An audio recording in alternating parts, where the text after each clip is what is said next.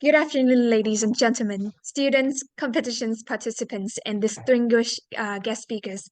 Thank you for joining the opening ceremony and the first workshop for the RMIT Business Plan Competition 2023. Our event will begin shortly.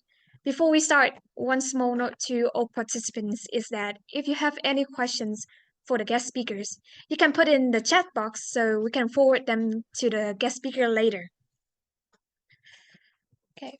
Good afternoon, distinguished guests and students. My name is Ngao, and it is my honor to be your MC today. The RMIT Business Plan Competitions, short for RBPC, is a competition that's hosted by the Business School in co-organization with RMIT FinTech Club. RBPC offers a dynamic arena for students nationwide, for both high school and university students, to propose a business plan that challenges the traditional business models and tackles real-world problems. Now, let us head to the most important part. First, let me introduce you to our distinguished school guests who are gracing us with their presence in today's event. Professor Robert McClellan, Dean of the Business School, RMIT Vietnam. Dr. Linh Nguyễn, Senior Program Manager from Finance Major. Mr. Võ Văn Dung, Associate Lecturer from Digital Marketing Major. From the agenda that we posted on Facebook, originally have Dr. Sandeep Rashid as our guest speaker today. However, he cannot come to our workshop due to some personal reason. But the good news is Mr. Đặng Quang Huy, Technology Lead from Aracon, will be presenting, as well as many academic lecturers here with us today. And of course, we owe this success to the wonderful audience who joined us in our event.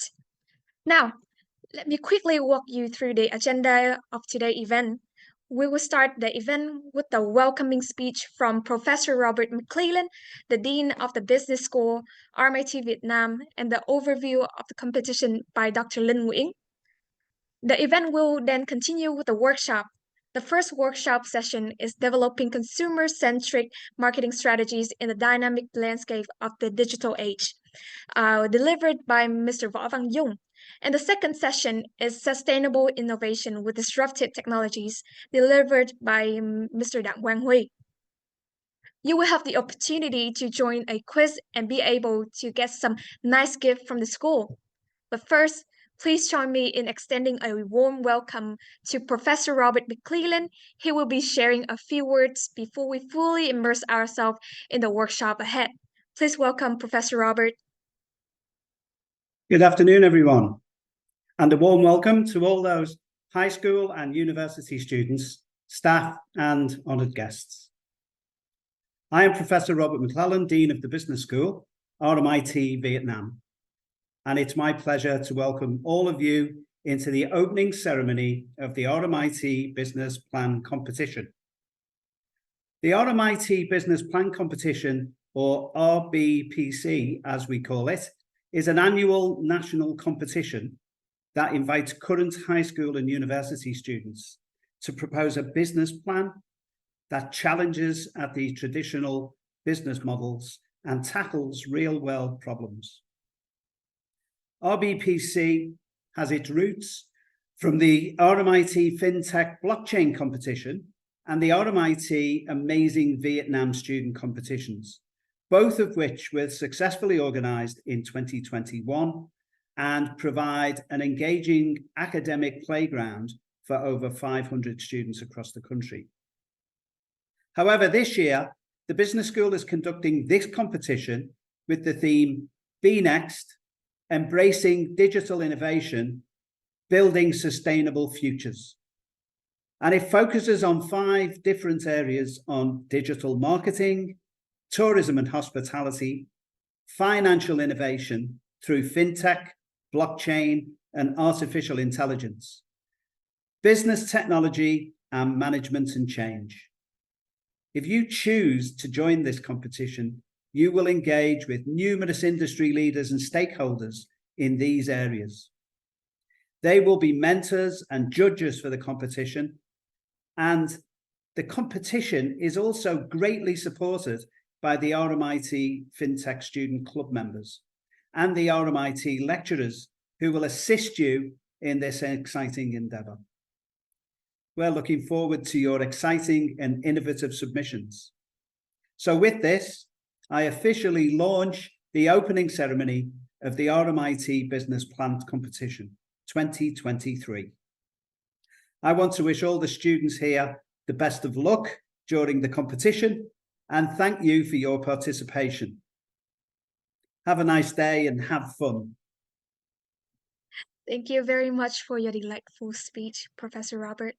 Now, without any more delays, let's now dive into the RBPC overview presented by Dr. Lin. Welcome, Dr. Lin. Yeah, thank you very much. Thank you very much, Bob, for your opening speech. Hi, everyone. Thank you again for joining our opening ceremony and workshop today. I'm Lin Nguyen. I'm very excited to give you the overview of our competition. Next slide, please. All right, so please have a look at our competition timeline and also please kindly note the key events in the competition. So throughout the competition, we are offering you exciting training workshops from industry leaders and academics as well. We also offer you one-on-one mentoring and exclusive workshop for the finalists. So it is an opportunity for you to work together in order to generate, to think about a business proposal using innovation, digital technology, innovation in order to solve real world problem in order to power a sustainable future. So we kicked off our competition on the 6th of August. And today we have the opening ceremony and our very first training workshop. Now, please note that tomorrow we also offer you a second training workshop, and these two workshops are online. All right. And then on the 17th of September, it is a deadline for round 1 submission. I will be talking more about the submission detail in the following slides. Then we're going to choose the best teams as the semi-finalists, and you need to prepare a 2-minute short video to showcase your project in the round 2. Round 2 submission deadline is on the 8th of October. And then our committee, our judge panel will select the best team to compete in the final round. The final round is the pitching round. So you will have the opportunity to present your proposal, your business plan to our judges, who will give you very helpful insight to develop your project further. Now, with the final round, we also offer exclusive benefits for the finalists. So finalists will be receiving one-on-one mentoring from, industry leaders. And also, we also provide you a workshop just exclusively for the finalists. And our final round will be on the 5th of November. Yep. Next slide, please. Now let's talk about our Big 5. We are so excited to announce that for this year, we are having 5 different areas of focus. All right, so we call it the Big 5. Next slide, please. Now, the 5 areas of focus. Now, please note that all information about these, theme areas of focus, you can find them on our webpage, right? Just simply search RMIT Business Plan Competition 2023. We have put on all information on our webpage and also on our fan page as well. Please feel free to reach out to us if you have any questions. Now, the first area of focus is sustainable marketing solution for financial empowerment. Now, this topic particularly seeks to foster a customer-centric approach, empowering digital consumers to make informed choices and save money during uncertain times. The second area of focus is on tourism and hospitality, innovating sustainability in tourism and hospitality. Now, this topic seeks to drive sustainability and foster innovation in tourism and hospitality industry, and the participants are encouraged to propose creative digital products or services to enhance the sustainability of this industry. Now, number 3, financial innovation through fintech, blockchain, and artificial intelligence. Now, this topic seeks a creative idea to address a real-world problem in the financial markets. So particularly, you are going to propose a business plan to tackle a real-world problem in the financial market using fintech, blockchain, and or AI technology. Next slide, please. So our fourth area of focus is on, supporting sustainability with disruptive technology. Particularly, we promote sustainable consumer practices. Particularly now, participants are encouraged to propose solutions that address the issue of unwanted belonging for customers. Last but not least, number 5, change the way we move and revolutionize e-mobility in Vietnam. So this topic seeks innovative idea that will shape the future of sustainable transportation. Particularly, the participants are encouraged to propose creative solutions to improve sustainable transport operation. So we really have with these 5 areas of focus, you can choose the best one to suit with your interests and also a career path, all right, in order to join our competition and come up with a creative business plan using, innovation technology to power a sustainable world. Next slide, please. Now, in order to join the competition, all right, you need to be a high school student or university student, and then you can form team, from 3 to 4 members, right, to join the competition. There can be a mix of both high school and universities as well. So for the first round, you are required to submit a business plan, PDF file.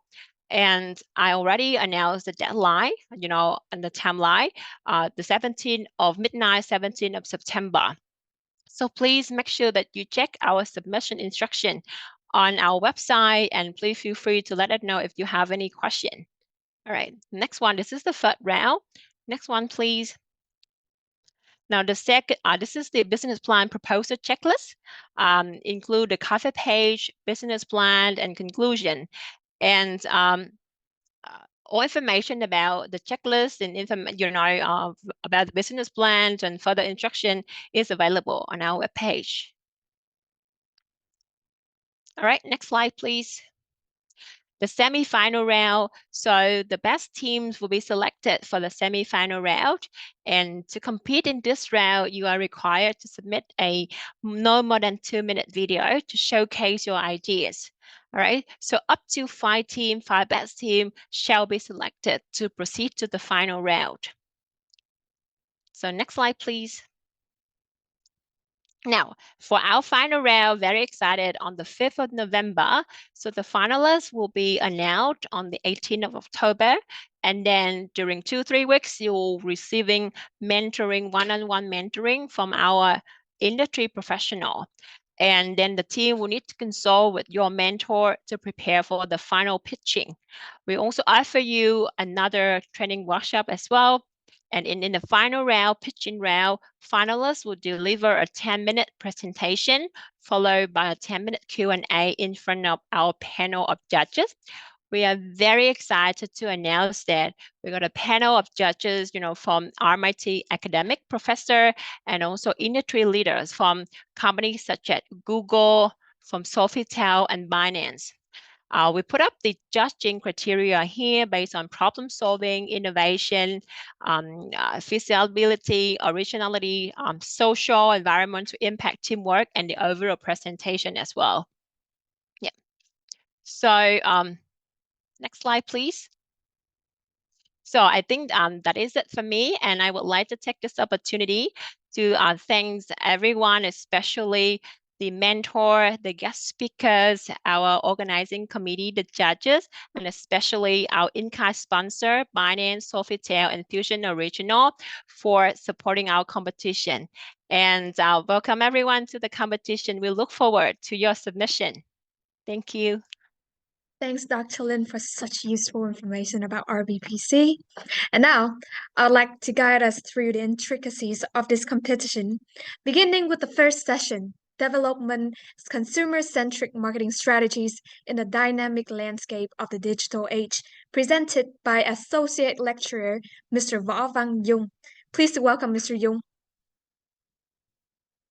All right, so thank you for introducing me, and good afternoon, everyone. Actually, I'm very happy to join this kind of workshop, and I think this is a very interesting and practical and valuable competition for you guys. So I'm going to introduce a little bit about the how to use customer centricity in building like sustainable marketing solution for consumer financial empowerment in the particular topic, hoping that you can understand and can apply it in your business plan. All right, so I'm going to go through the agenda a little bit. So I'm going to talk about sustainable businesses and also have some discussion on what could be some outstanding digital consumer trends right now and how can business can leverage that understanding of consumer trend into their businesses. And then focus a little bit on customer centricity and how we can actually incorporate it into sustainable marketing solution. Also, I'm going to discuss a little bit about like how you can apply, this into a sustainable marketing solution through an example. And I think a business model that could be very helpful for you to apply into your competition plan. And if we have time, I can share a little bit about like how digital technology can foster sustainable practices, mindful consumption, or budget saving. But if we don't have enough time, then you can refer to these materials later on when the organizing team share the material to you guys. All right, next slide, please.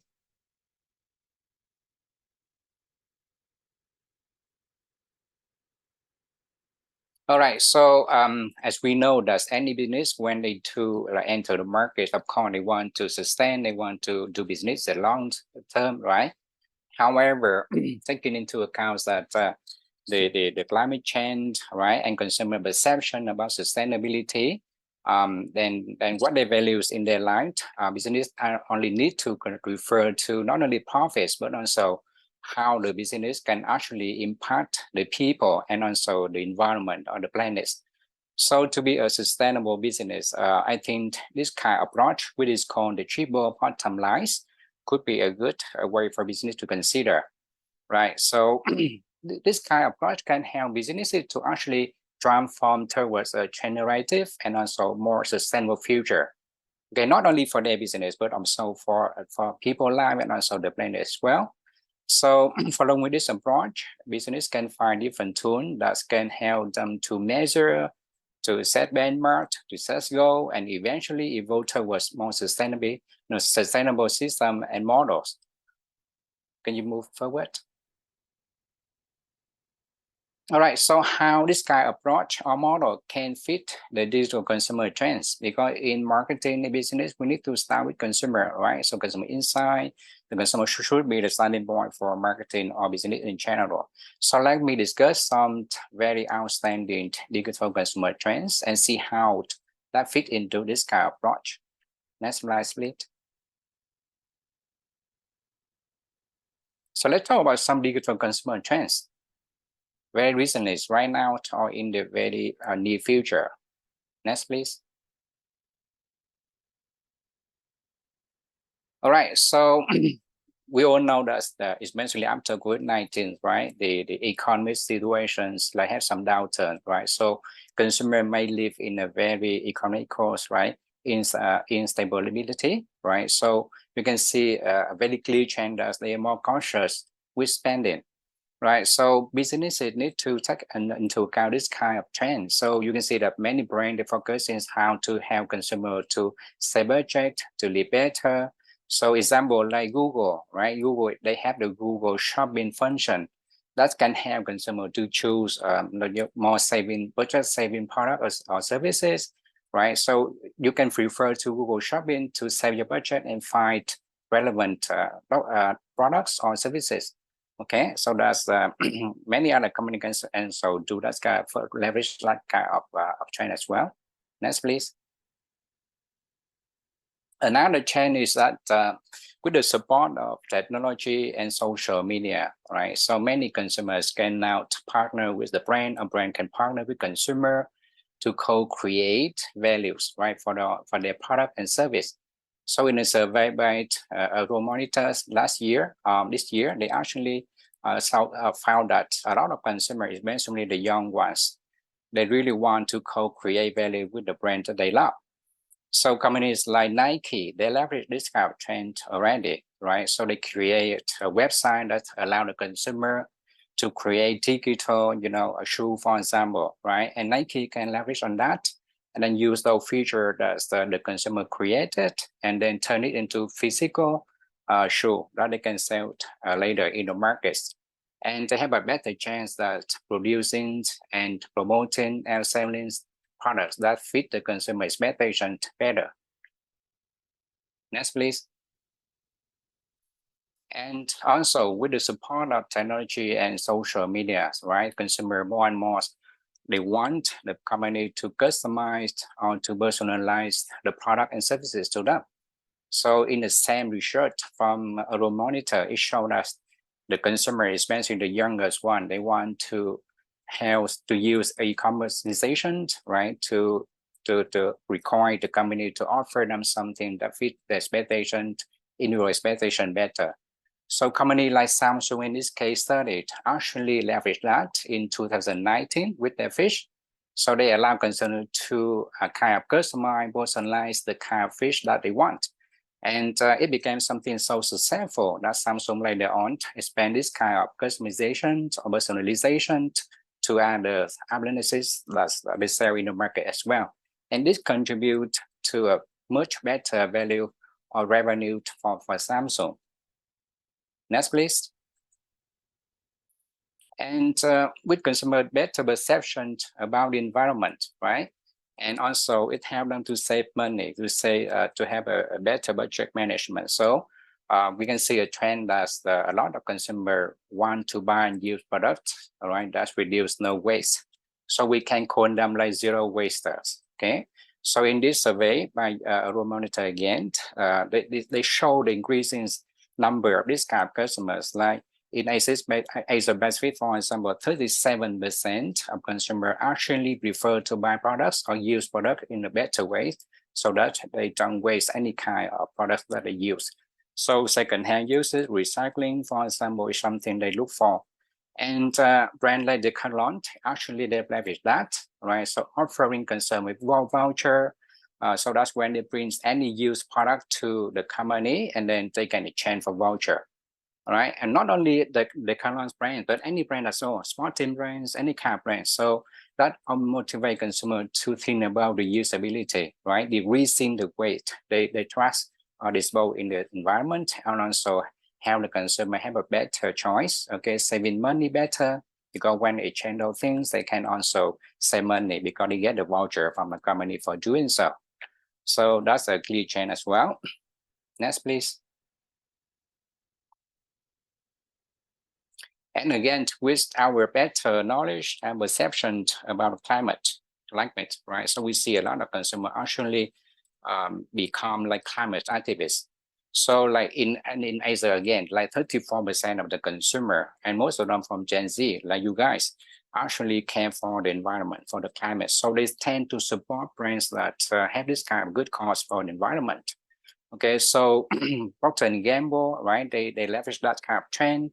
And then in their washing detergent, they come up with a new way to use the aerial frozen product for washing clothes, right? So they encourage consumer to not use the hot waters or the warm water in washing clothes because they have a survey that show up to 60% of laundry carbon footprints come from washing temperature.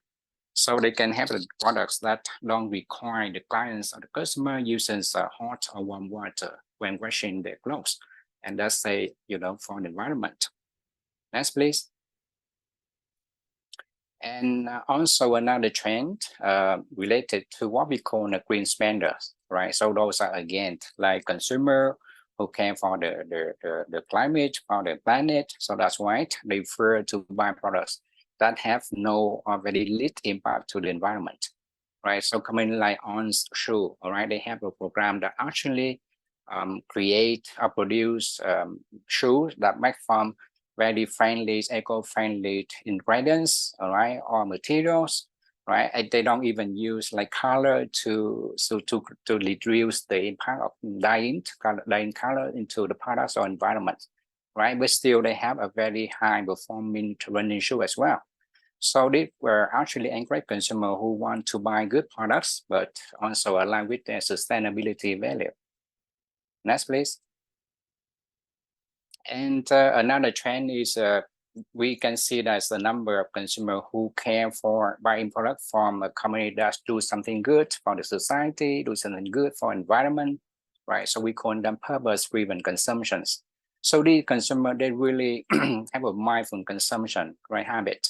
So whenever they buy something, they need to make sure the brand that they buy the product from actually do something good for the society, for environment.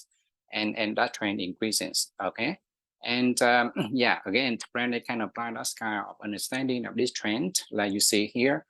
So the top 3 brands like actually apply this, like Nike and Adidas and H&M, right? They talk about reducing the waste of water, okay, for example, or reducing the carbon that they can pollute the environment, right? So that's will make consumer who concerned about the environment or society actually like to choose products from these brands. Next, please.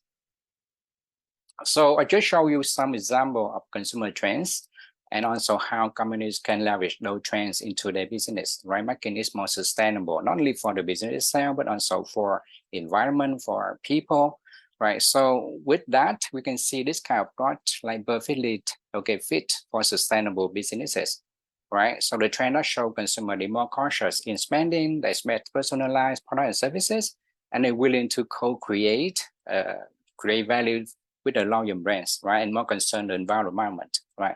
So if those number of consumer and brands who really care for eco-friendly products and services, and that's can beneficial for the planet, right? Because our planet is very vulnerable. We have limited sources, especially natural resources, right? So the more consumer like that, the more brand apply that, the better for the planet.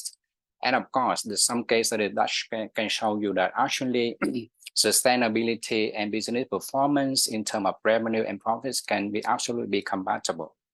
All right. Next, please.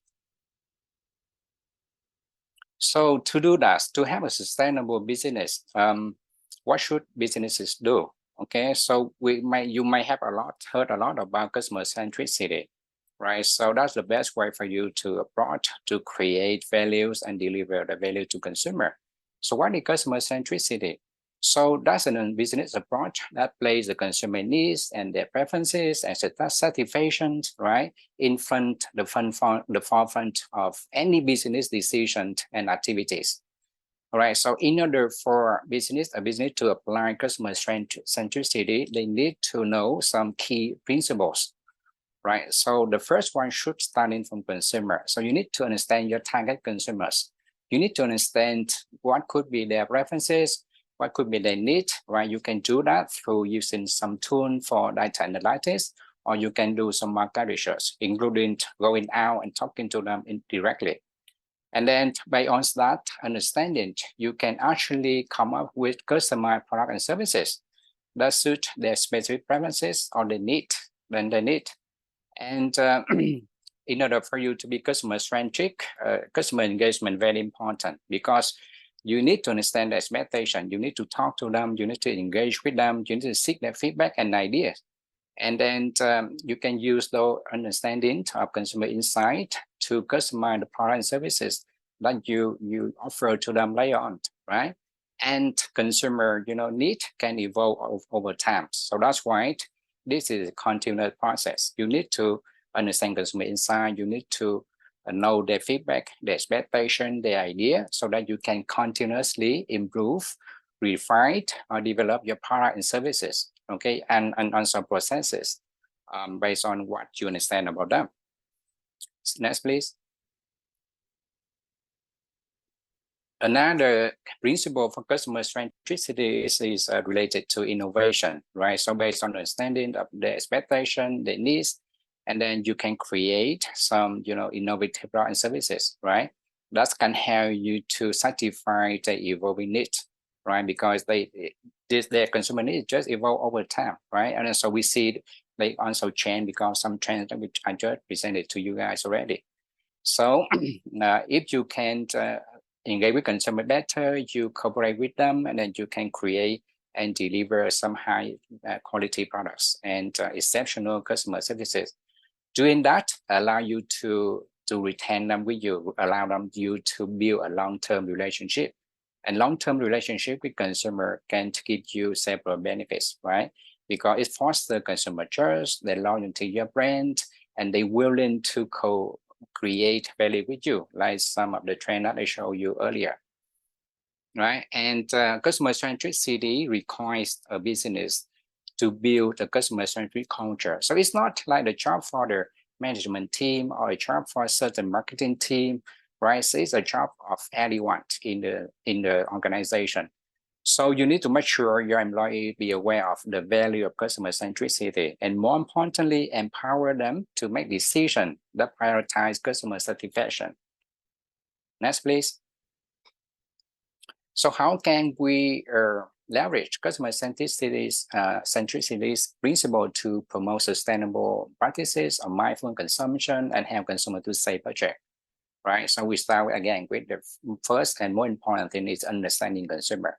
So any particular topics that you are working on, you can use like data analysis, you can use market research, you talk to them and identify specific areas where consumers are looking for in terms of sustainable options or product options, right? And what could be the option that can help them to save money as well. And then you also need to identify sustainable and affordable opportunity, right? So explore, brainstorm, right? Some innovative product and services opportunity that's aligned with sustainable practices or budget consciousness, right? And even better, if you can find an idea where sustainability and cost effectiveness can be integrated in your offerings. And again, customer, if they like your brand, they loyal to your brand, they're willing to share. Okay, so you can engage with consumer, create, work with them, get their feedback, discuss with them, get their idea, right? So that you can go back and create product and services that are eco-friendly and budget-friendly as well.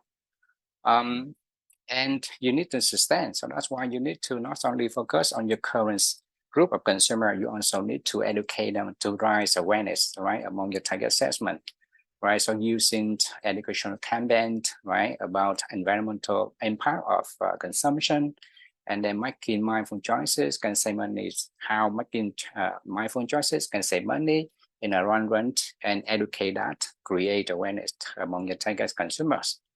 And when they look for a products, right, that can help save money. So they look for a long life, a longer lifespan of the product. So you should create products with a focus on durability, affordability, so reduce the need of frequent replacements, and that can help them to save money as well.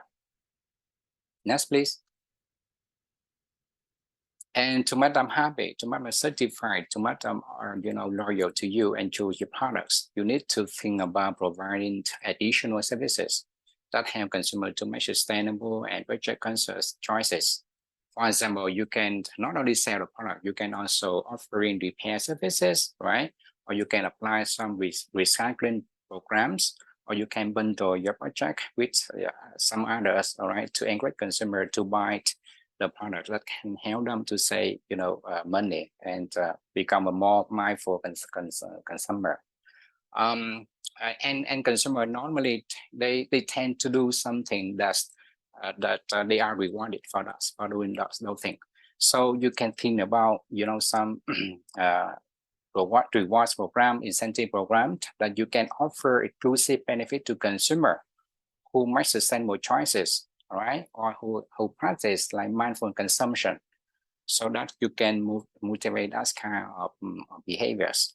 And again, that require you to have like continuous, measure, okay? And then you need to measure how the impact of those kind of behaviors, and then communicate to them, to consumer, to see how could be the positive impact from their sustainable choices, and also how it help them to save money and the environment.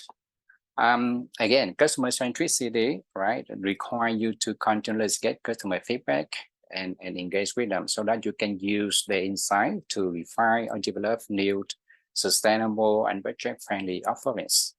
And again, it's an ongoing process, all right? So consumers need to change over time, right? So you need to keep in mind as what they expect, what they look for, especially in terms of sustainable choices, in terms of budget saving policies, products and services, so that you can continuously meet the expectation. Next, please.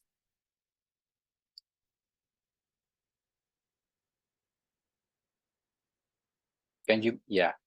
So with that, I just want to give you an example of how a business can build a sustainable marketing solution. So you can think about this one as even a new business, all right? You can set up a startup and you can have a new business just focusing on this, or you can think about this as a platform that current companies, let's say Comark, for example, they can apply this one to attract and retain consumer. So how does it work? So the concept of this kind of platform could be created in order to leverage customer centricity to empower individuals financially, right? So we want to help them how to use their budget more wisely or smartly so that can have a better life, but at the same time save money. And also we want to use this platform to promote sustainable practices and encourage them to have a mindful consumption. So with that concept, you can build a platform that offers personal guidelines, right? And guidance and education and resources, and also offering like products and services that tailor to their personal financial goals and sustainability preferences. So you can build the platform using the key components that I show here. Now, firstly, you can use technology and digital technology, right, to create a user profile. So on your platform, it could be a website, could be an app. You can give the function to consumer to create their personal profiles in which they can express their financial goals, right, and also sustainability preferences. So this kind of user profile is a foundation for you to come up with personalized recommendations later. And here we talk about how to help consumers use their budget more wisely, right? So you can create on this website or on the app, the Financial Empowerment Hub. So you can provide consumer financial education resources because not many consumers, they know how to manage their finance, right? So you can provide that kind of education. You provide them with some budgeting tools that can use the tool to check the income and spending. Right, you can even provide some investment guides for those who have the need to invest in financial institutions, for example, and also how to manage the debt, right? Provide them with some tips, for example. And so this kind of hub can empower consumers to take control of their finances through tailored advice that you provide to them. And we talk about motivating sustainability practices, right? So on this website or app, you can also offer insight into how the environmental and social impacts of spending habits can create. So you may use data to show how personal or individual choices align with or maybe deviate from sustainable practices. So that create the mindful awareness about what kind of sustainable product or service that they choose. Again, based on user profile data, all right, and also their shopping, patterns or spending pattern that you capture during the time they are a user, you can use those insights to offer product recommendation that actually match the sustainable practices and budget saving. And also, you need to give them a chance, a tool, for example, to make them mindful of consumption. So help them to track their consumption, for example, right? So this tool allows users to track their consumption patterns, right? And they can use this tool to set sustainability goals and to monitor their progress toward those goals, and also encourage them to make conscious decisions that align with their values or budget saving. And again, consumer, right, they prefer to do something if they are rewarded to do so. So on this website or app, you can actually create a program Okay, so you can cooperate with other eco-friendly businesses, or you can come up with your own one incentive, right? So you could provide them with discount, reward, incentive to reward their behavior in related to sustainable choices or purchase saving. And you just want to keep this group of consumer engaging and also expand it. The larger, the better, right? So on this platform, you can also create a community, all right? Expand it over time. So here you can motivate consumer or user to exchange their knowledge, to exchange experience, to exchange the tips, all right? And share their success story related to financial empowerment, to sustainability living or mindful consumption. Because human beings normally have a need to share, right? To be like helpful and valuable to others. So you can motivate that kind of behavior. And just like any business or marketing solution, you want to sustain it, all right? You want to make it better over time. So continuous feedback and improvement is something very important for you to sustain this platform. So find a way for you to gather feedback from consumer, from users, right? Their experiences, their preferences, their challenges. And then with that kind of insight, you can improve your platform over time. Next, please.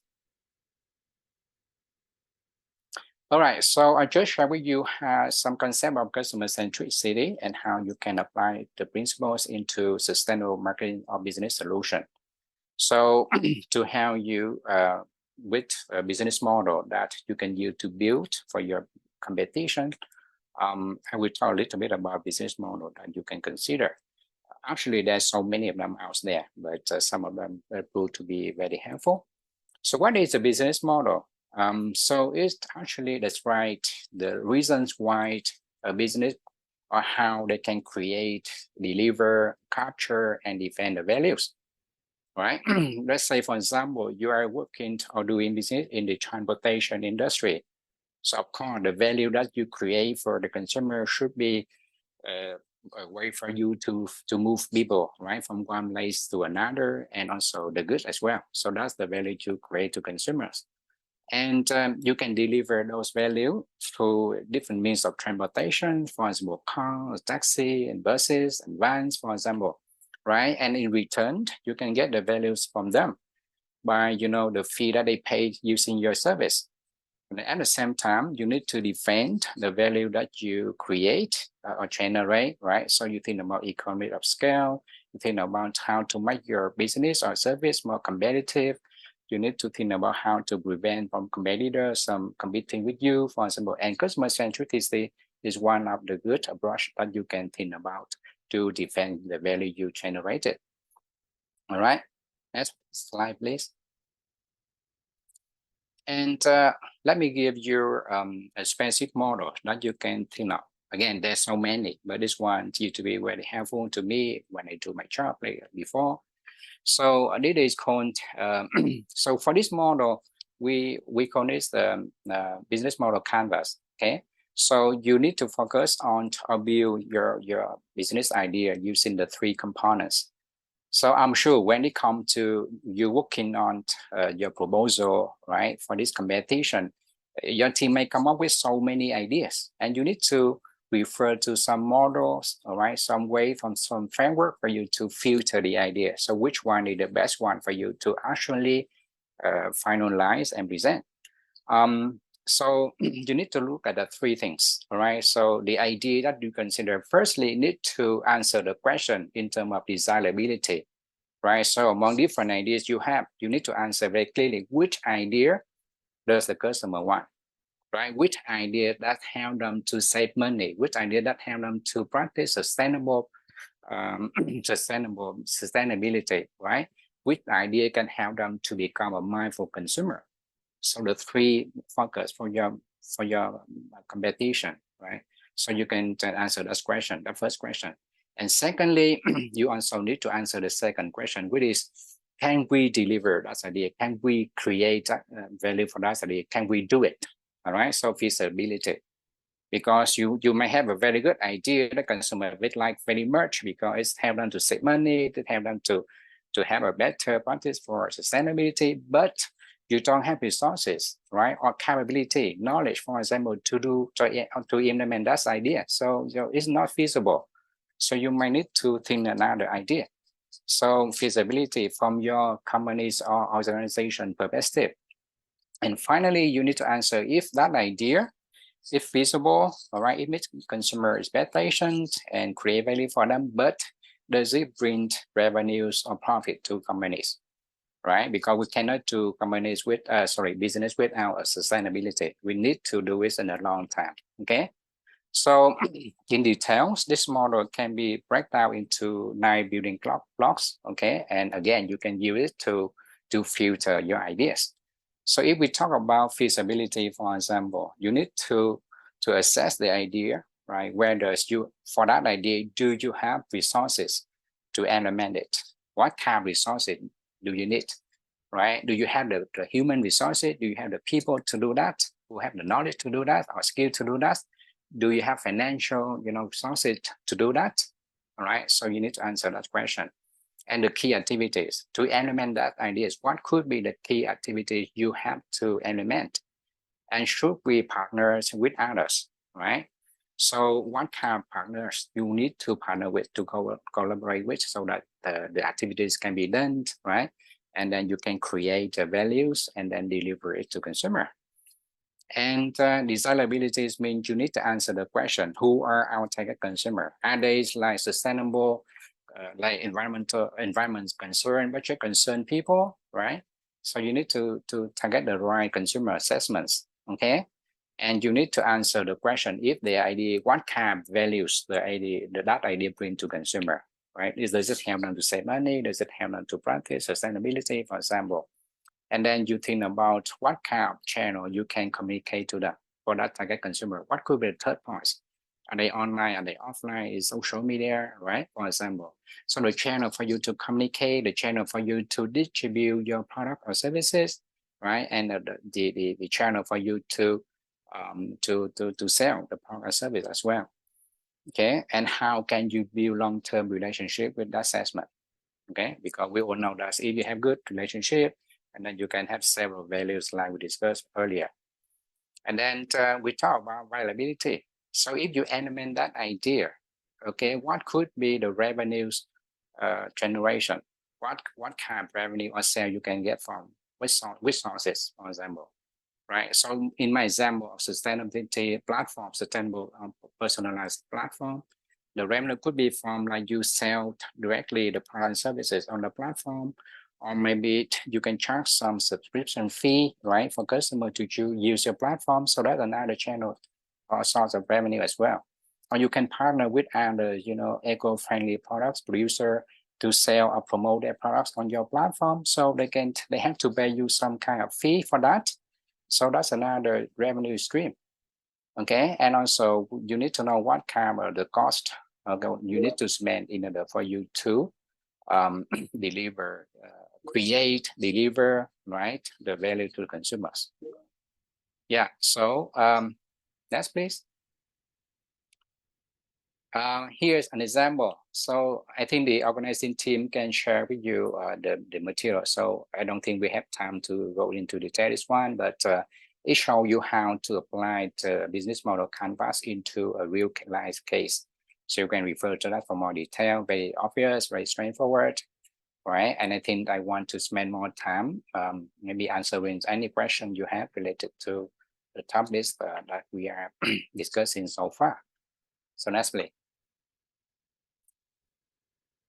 And also related to time limitation, I think the following slide, just can you show the next? The following slide, just like the material that you can refer to.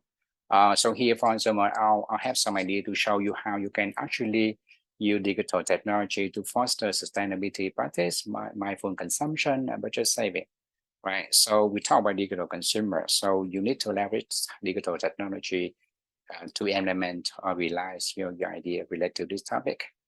So some way for you, something for you to think over. Next, please. So that would be 2 slides for that you can refer later on. Next, please. Next, please. Yeah, another way you can look at and consider for your business is, can you go back one slide?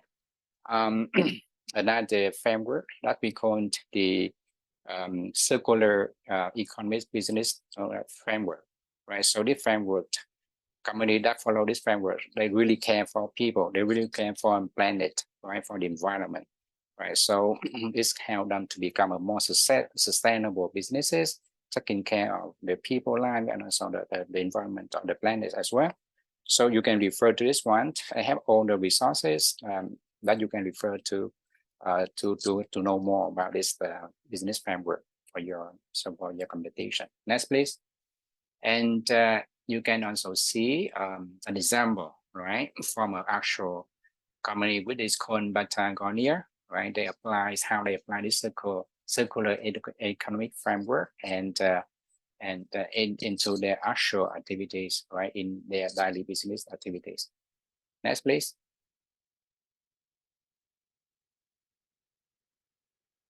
Okay, so everything I discussed with you so far, right, taken from the sources here. So you can actually do some research further or refer to these sources and to have better understanding about sustainability, right, budget saving, and also mindful consumption. That help you to have some idea and turn them into some businesses proposal, okay, for your competition. Okay, guys, so that's it for my discussion, presentation, and then we can open to questions, right? So Ngọc, how much time do we have for the Q&A? So I can manage the time from my end. You will have about 15 minutes for a Q&A session. Okay, good. Yes. Right. Thank you very much for such delighted and detailed information about the first session, Mr. Jung. Now, the session 1 is concluded. Let's move on to the Q&A session. This session will be facilitated by Ms. Shang He, Associate Lecturer of Digital Marketing. May Ms. Shang He begin the Q&A session?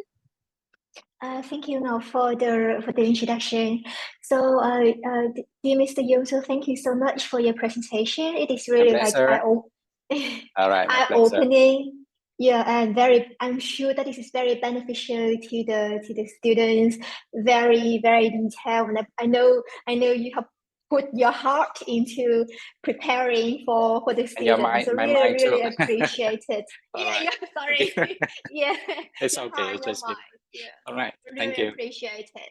So we have some questions from the students. So I would like to begin with the first one. So, in what ways can sustainable marketing solutions help consumers save money and stretch their budgets in uncertain times? All right, so through some cases that I just discussed, actually, for example, if you applied and you do your business mindful for the environment, mindful for consumer, benefits, you can create some, for example, products that have a very long lifespan, right? So if you can pay to buy high quality products and you can use it for a long time, and then you don't have to repeat purchase, you don't have to replace it for a long time, and actually that can help you to save money as well, right? And also some businesses, they motivate sustainable or sustainability practices, right? So for example, in the colon example that I show, they motivate consumer to give them the used sport or any kind of products that the consumer have, and in exchange, they can give the consumer some voucher, right? So the consumer can use the voucher to buy new products and high quality products, by the way. So again, that can help them to save money and at the same time motivate the sustainability practices. Yeah, so you can say if you Google, you can find so many examples like that, like the column that I just showed in the presentation. Okay, thank you for your answer. I have a second question from the student. However, I think I can answer this one because this is related to the context. All right, thank you. Yeah, we still have lots of questions. Will I choose a specific product or category to analyze and then come up with a solution, or do I have to think of a new product to solve the problem? So thank you for the question. I think this is a very good question. For this context, it can be you can propose. So firstly, it can be a new business, or such as an app or website, or it could be some kind of or it could be a platform for a company like Coop or Unilever.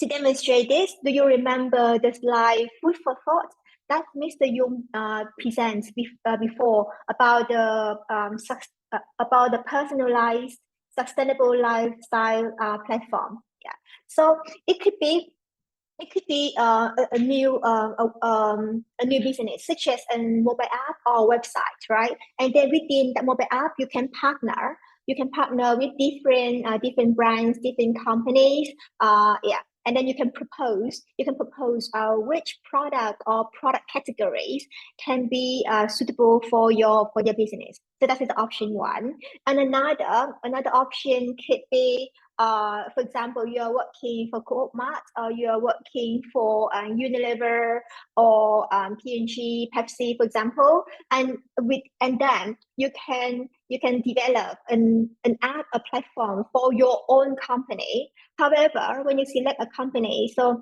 make sure that not really. I would recommend that you choose a company that have a diversity of products, so that it will be easier for you to propose your solutions. Yeah, I hope that clarifies your question. All right. All right, good. So, Mr. Young, do you want to add anything to? I think you covered it very well already, right? So you can think about it as a supporting or create value created, right? Added value. It could be an added value for your existing business, a company. It could be an entire, startup for a new business as well. So you can exactly. Either way. So all about how you add value, right, to your business, to your consumers. All right, and the next question is from Mr. Yung. Hi, Mr. Yung Bo, I have a question. What are the key consumer behavior trends in 2023 that indicate a growing need for sustainable marketing solutions? I think, thank you for the question. I think actually in my presentation, I just show some of the trend that's very obvious in 2023, right? For example, we talk about consumer more concerns or cautious about spending. Consumer look for opportunity to partner or co-create value with the brands, right? So we call crowdsource creation, right? So brand can refer to the crowd, which means consumer, to co-create value for the products and customize them for the product or services. And we have another very clear trend, which is customization or personalization. That's what consumers look for. They want to buy a product that customized to their individual need or expectation, or even like personality or characteristics as well. So Samsung, they change the fridge into something that fits each consumer preference. All right, so you can change the color of your fridge, the door. You can put like different kind of design, for example. So we call that a bespoke fit, for example. So that's a trend in terms of personalization. And we also see a lot of consumer, like more refer to buy product from companies or brand that give them a chance to have zero waste, for example, right? So how a company can give them a chance to recycle or reuse a product, okay, for example, so that they can expand the usage of products, saving money. So that also another trend. Or we talk about climate concern, we talk about green spender, right? So those are the trend that's very clearly we can see in 2023 and in the years to come.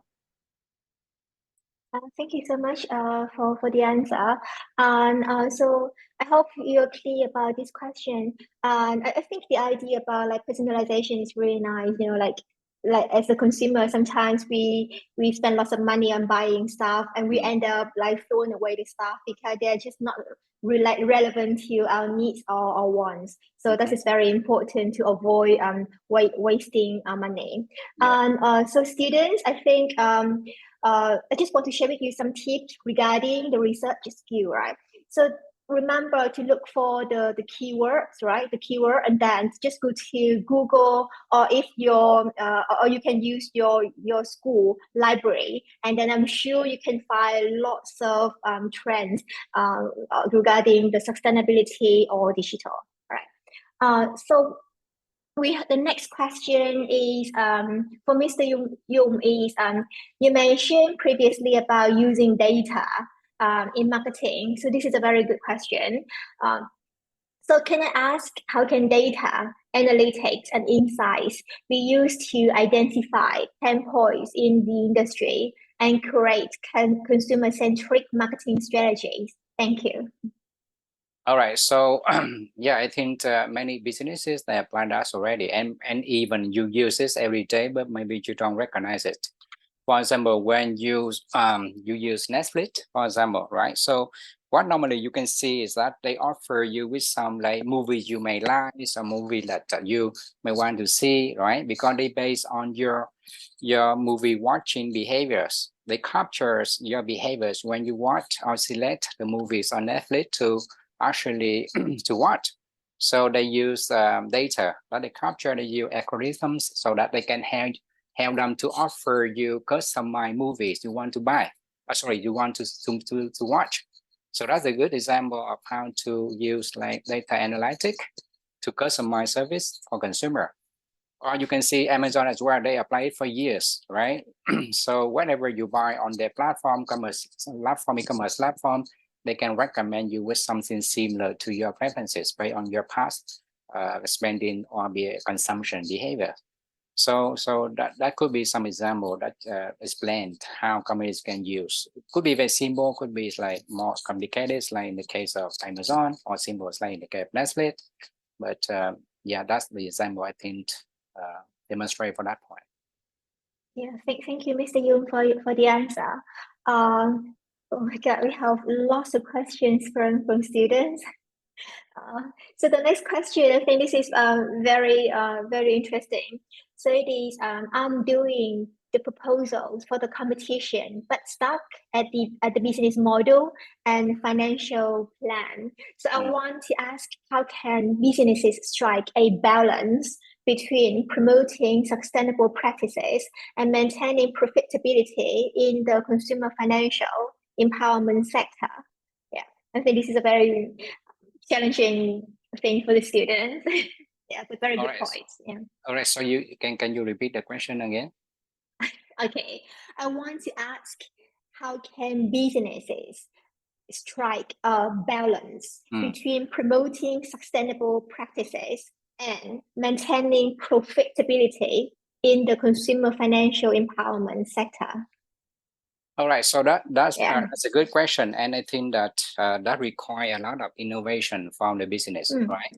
So you need to look at way for you to how to maximize or the cost structure, or how you can find some innovative way for you to reduce the cost, right? At the same time, so that you can have a good product, high quality product and services, but at the same time you can reduce the cost to the consumer, so that retail price could be affordable to them.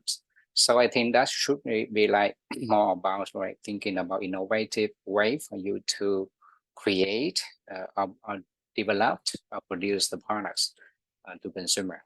So that's why I remember in one of my slides, we talk about innovation, right, a lot. So you can also think about how to use technology, right, digital technology, for example, in order for you to have a lower cost.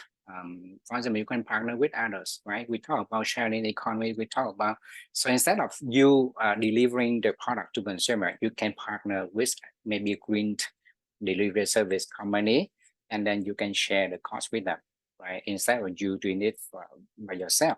So think about different way, like create the idea, technology, partnership with other partners, so to reduce the cost to consumer, the cost of producing your product and services, and then reduce the retail price to the end consumers. Thank you for the answer.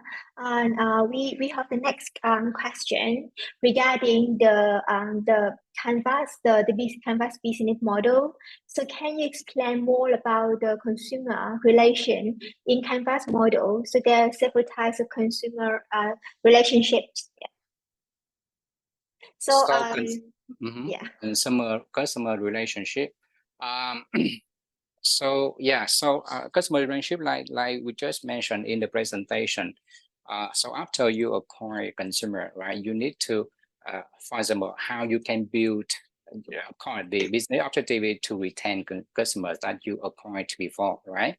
So in terms of doing that, you need to know how to can build relationship with that segment. Are they online? Are they offline? What you can anticipate when you acquire customer? What kind of channel, or what could be the way for you to build or maintain a sustainable relationship with those customers? So that's what we call customer relationship. Yeah, so think about how you can build relationship to consumer, to the target segment that you intend to sell your product and service to. Which channels, which way you can build a long-term relationship with them. thank Does you that answer the question? So we need to think ahead, because sometimes you have a very good customer assessment, or you might think you sell to a particular assessment, but maybe it's not very easy for you to reach that assessment, or not very easy for you to build a good relationship and long-term relationship with that assessment. So maybe the idea not very feasible as well. So you might need to think about a different customer assessment. It is so hard for you to build a long-term relationship with them, or for you to reach assessment. Yeah, thank you for your answer. So actually, you just mentioned like one thing that I also want to remind our students regarding choosing the right consumer segment. So like you have to make sure that you select the suitable consumer segment or segments, right? The right one that match the value that your company can deliver to them, so that you can build a good relationship with them, right? So this is remember that you make sure that you have a very clear consumer profile. Okay. So the next questions, I think we can only have like 1 or 2 more questions. So thank you so much for your insightful presentation. Can I ask you, in your view, what are the key consumer behavior trends in 2023 that need sustainable marketing solutions? I think that's a question quite actually repeated one, right? Because we just explained that question already. So I went through some of the trends related to sustainable practices, right? For zero wastage, for example, right? Green spender, for example, we see the assessments of consumer growing very fast, like more than 20% of the total assessments of consumers in the markets. They care more about green company apply green products, or they care more about what cameras help them to reduce the weight when using it. And we can see that climate activists as well, who care for the planet. So that's why they prefer to buy product from companies that have eco-friendly product and services. So I think it's quite clear in the presentation some of the trend. And all the trend I mentioned here is like 2023. So very recent, current. Yeah, thank you, Mr. Yung. Perhaps like there are lots of helpful information, and it takes the students some time. Okay, all right. Yeah, to digest the information. So so you will have the slides and students, so don't worry. So you can go back to the slide and also a long list of references for you to refer. And I'll also see some questions, but again, they are quite similar. Questions that are quite repeated. So about like the case study of how companies implemented sustainable marketing practice, and like some case, So basically, they ask about the case studies. So so students, so please refer to the slide we will be shared to you later on for that. And let's see. I think that's it. So it's actually So thank you so much. Thank you for your questions. I think all are very interesting questions and the helpful ones. Okay, thank you, Mr. Yung, and for your great answers, and Miss Shang Hu for facilitating the first Q&A sessions. Now let's kickstart our minds with a quick 15 minutes game. Take out your phone and get ready to engage, because Kahoot has been waiting for us for a very long time now. And yes, a small surprise awaits for the lucky winner. I hope that most of you are already familiar with Kahoot, and the rule is very simple. Please scan this QR code or go to kahoot.it, enter the game pin and your name. There, you are ready for the game. When the game starts, you have to look at the screen to see the questions and choices, then choose the right color on your device. I will give you guys 1 minute to log into the game. There will be 12 questions, and you will be given 20 seconds to pick the right answer.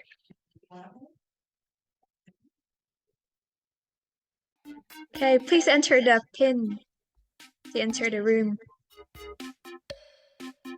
You guys have 1 minute.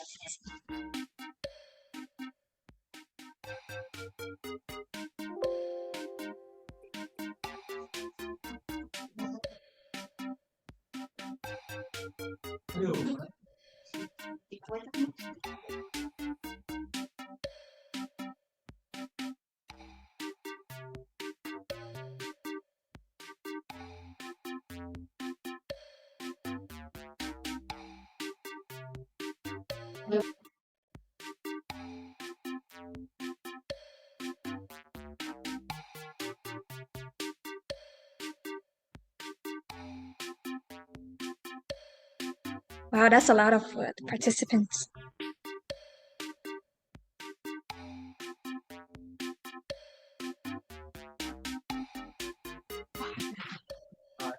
Ten seconds left. 9, 8, 7, 6, 5, 4, 3, 2, 1. Okay, time's up.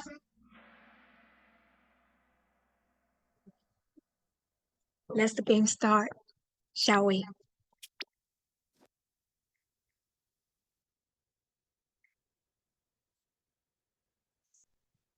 For the question 1, sustainable marketing focuses on promoting products and services that align with consumers' short-term goals, long-term financial well-being, social media, or celebrity endorsement.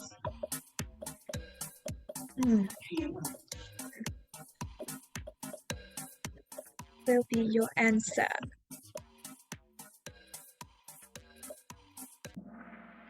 It was long-term financial well-being. Congratulate for anyone who choose this answer. Now let's move on.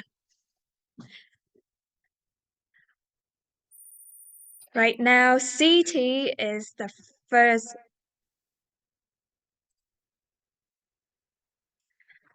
How does sustainable marketing empower consumers? Come on. Time is running out.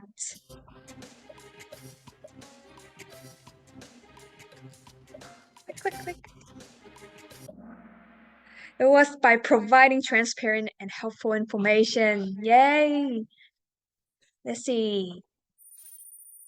Oh, CT. Nice. Sustainable marketing aims to foster short-term, long-term, materialistic debt accumulations. Gotta hurry to win the prize.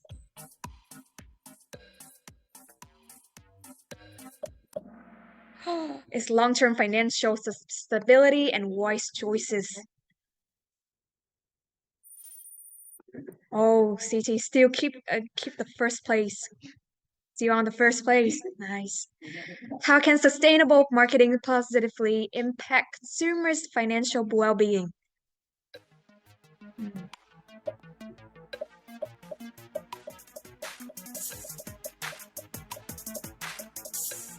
Wow, you guys so fast.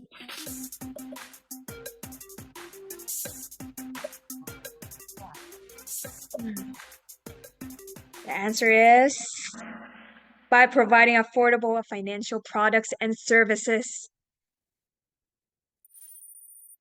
Oh, Han just take first place. In sustainable marketing, businesses build trust and loyalty by being mysterious and secretive, transparent, flashy, offering one-time discount. Any idea? It was transparent and honest with consumer. Harry is going on the top, first place. How can social media platforms be used for sustainable marketing in consumer financial empowerment? 3 questions. Come on, guys. Fast.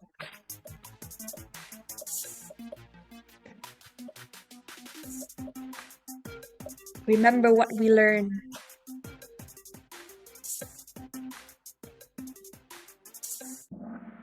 It was share educational content on financial and management. Blue answer. Mozart Beethoven. That's a nice name. Now move on to disruptive technologies.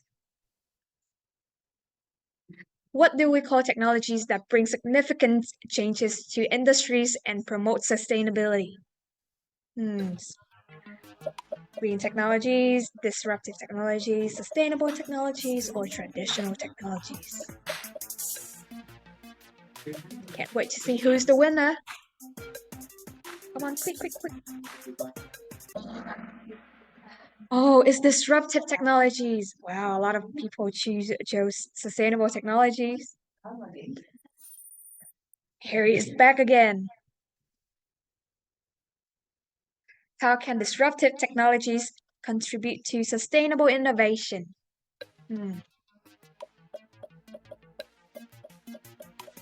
Come on, try to beat Harry.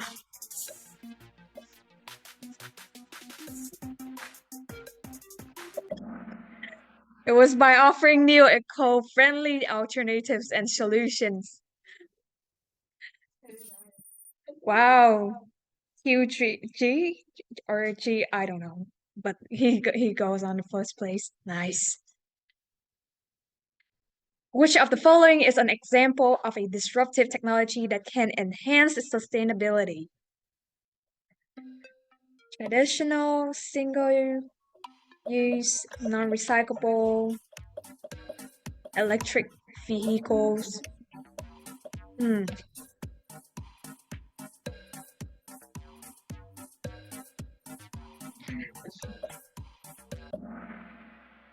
It was electric vehicle powered by renewable energy. Good. Everyone is so smart.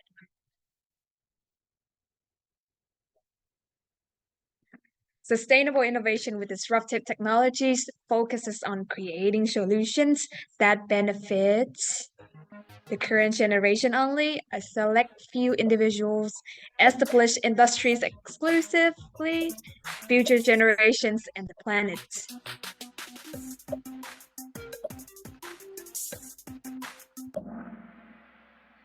Wow, future generations and the planet. Nice. What makes disruptive technologies different from traditional technologies in terms of sustainability? Who can answer this question?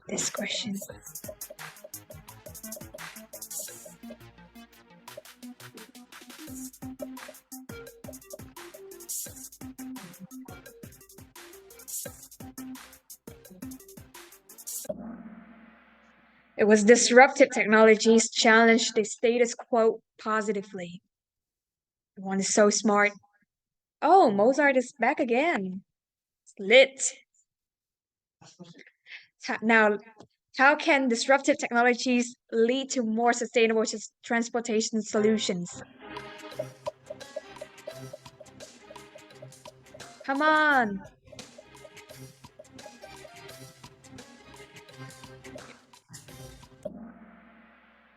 by encouraging the adoption of electric and eco-friendly vehicles. Come on. Oh, it's the last question. Oh. There is in the top 3. The second place is G, and the first place is Mozart. A big thank you to all who participate and congratulations to the top 3 winners. Please contact the organizing team at rbpc@rmit.edu.vn to receive your prizes. Now that we have enjoyed our little game, let's transition to the next segment of our workshop. Having explored Mr. Jung's insight in the first session, now let's transition to our next topic, sustainable innovation with disruptive technologies, as eloquently presented by Mr. Hui. Mr. Hui was the development lead within the business transformation/digital transformation field with the 8+ years of experience managing small to medium groups for both IT outsource and IT product disciplines. He has various expertise across different industries, fintech, integrated ERP system, MarTech, construction technology, and energy as a service. In this session, he will provide you with insights about how to propose ideas that digitalize energy innovation and management. Please welcome Mr. Hui. Right. Thanks a lot, Ngọc, for your introductions, and appreciate Mr. Dũng for your very eloquent and well presented sections. It serves a lot for the student to understand a little bit deeper on sustainability as a general term, so they can have more understanding of the presentation of mine, because it's going to a little bit deeper on sustainability and technologies in the combination package. Right. And thank you for RMIT for arranging this kind of event as well. I'm very passionate about sustainability and innovations as a terms, and it's a great idea to come here and present it to the younger generations. So can you please go to the agenda slide, please?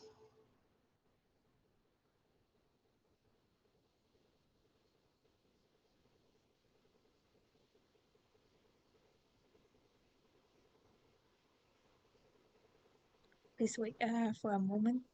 Yeah, no problem.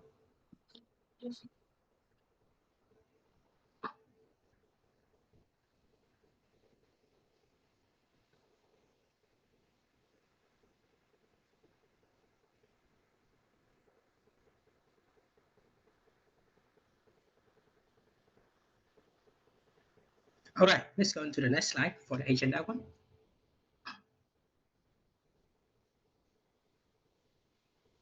Okay, so thank you.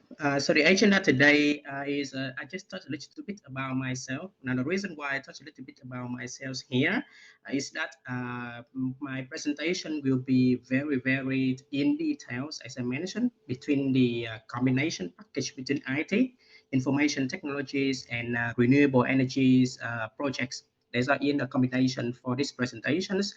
And I understand that renewable energies and especially energy usage is a very difficult concept and difficult idea at the moment for students to understand.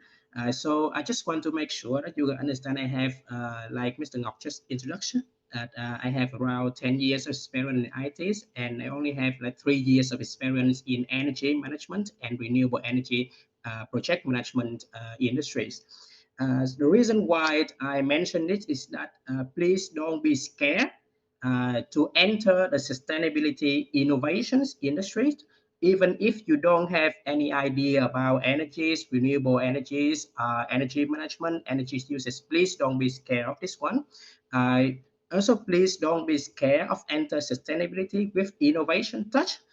If you only have the like certification or understand from civil engineering or electrical engineering or like environmental engineering, right? So as long as you can plan a little bit of your expertise, whether you come from IT industries or whether you come from the renewable energies or like engineering like concept as a whole, with a touch of IT or a touch of engineering, then it will be good enough to actually have a start in a business model and to construct a business model in this kind of industry. So yeah.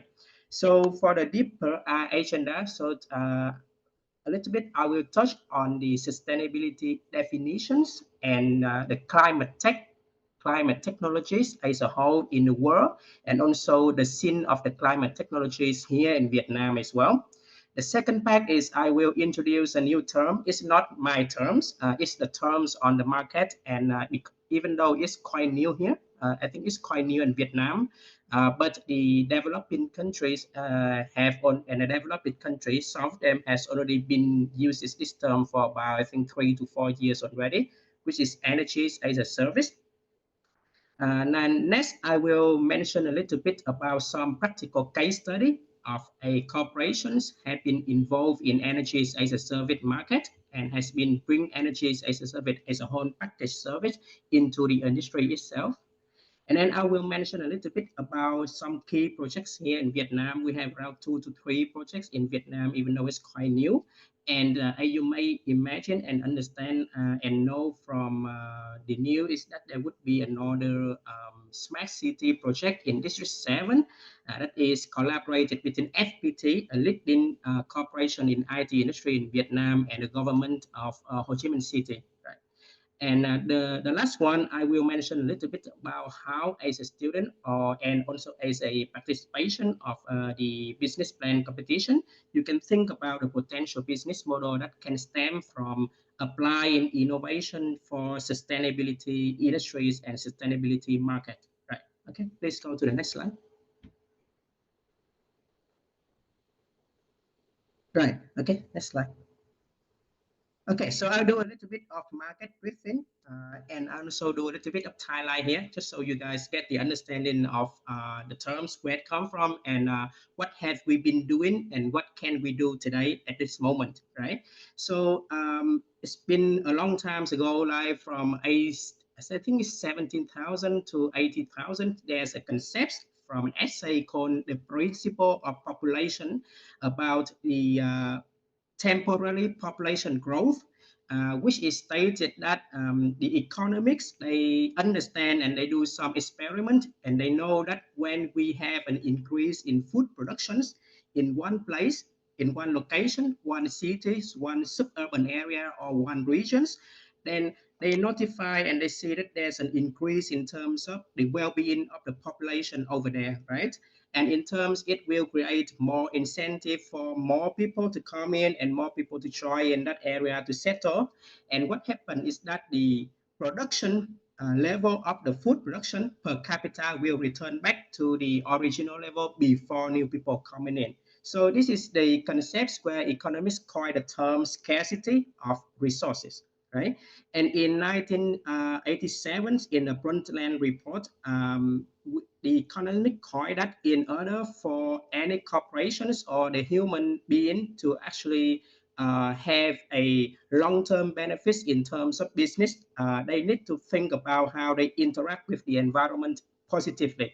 And by positively here, if we combine with our understanding on the principle of population, which is that we need to be able to left the resource to the future generations. So even though it's a very high concepts level, but if you think about what Mr. Dũng has been presented, you can see that when we have an industry that have a lot of different kind and various kinds of end users and clients, you don't actually want to have all of this client on at one, right?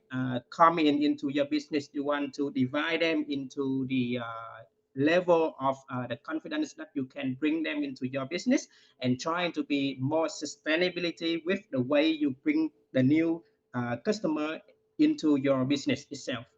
In 1996, there's a project called the Solar Project. The name is Solar, as you can see. So it's about a solar farm. This is all about energy management. It's one of the biggest and the most notable project of its kind because it takes around, I think, 5 years to construct and develop and deploy, and it took around 2.2 billion USD in terms of development cost only. Now, this is a solar farm in the middle of the desert, which is the Mojave Desert in USA. And the engineering construct it in a way that the energy stored in a solar farm can be used 3 hours after sunset for all of the neighborhood around the Mojave Desert, which means that even though you don't use electricity from the normal kind of categories like one of the not sustainability sources, you can actually use it 3 hours after the sun is set, even though the project is a solar farm which entirely powered by the sunlight. So this is one of the example of innovation in terms of energy management, which led to sustainability development for that area, which is the Mojave Desert. Now, as we see in 2023 here in Vietnam, at the moment, the World Bank has calculated a very big and very interesting number that you may think of, which is related to the wind farms here in Vietnam. So the World Bank estimated that in Vietnam we have around 500,000 megawatt. This is the calculation of the capabilities that we can have to make wind farm and power wind farm in all over Vietnam, right? And for the government, they are planning around 20,000 megawatt, 30,000 megawatt in planning.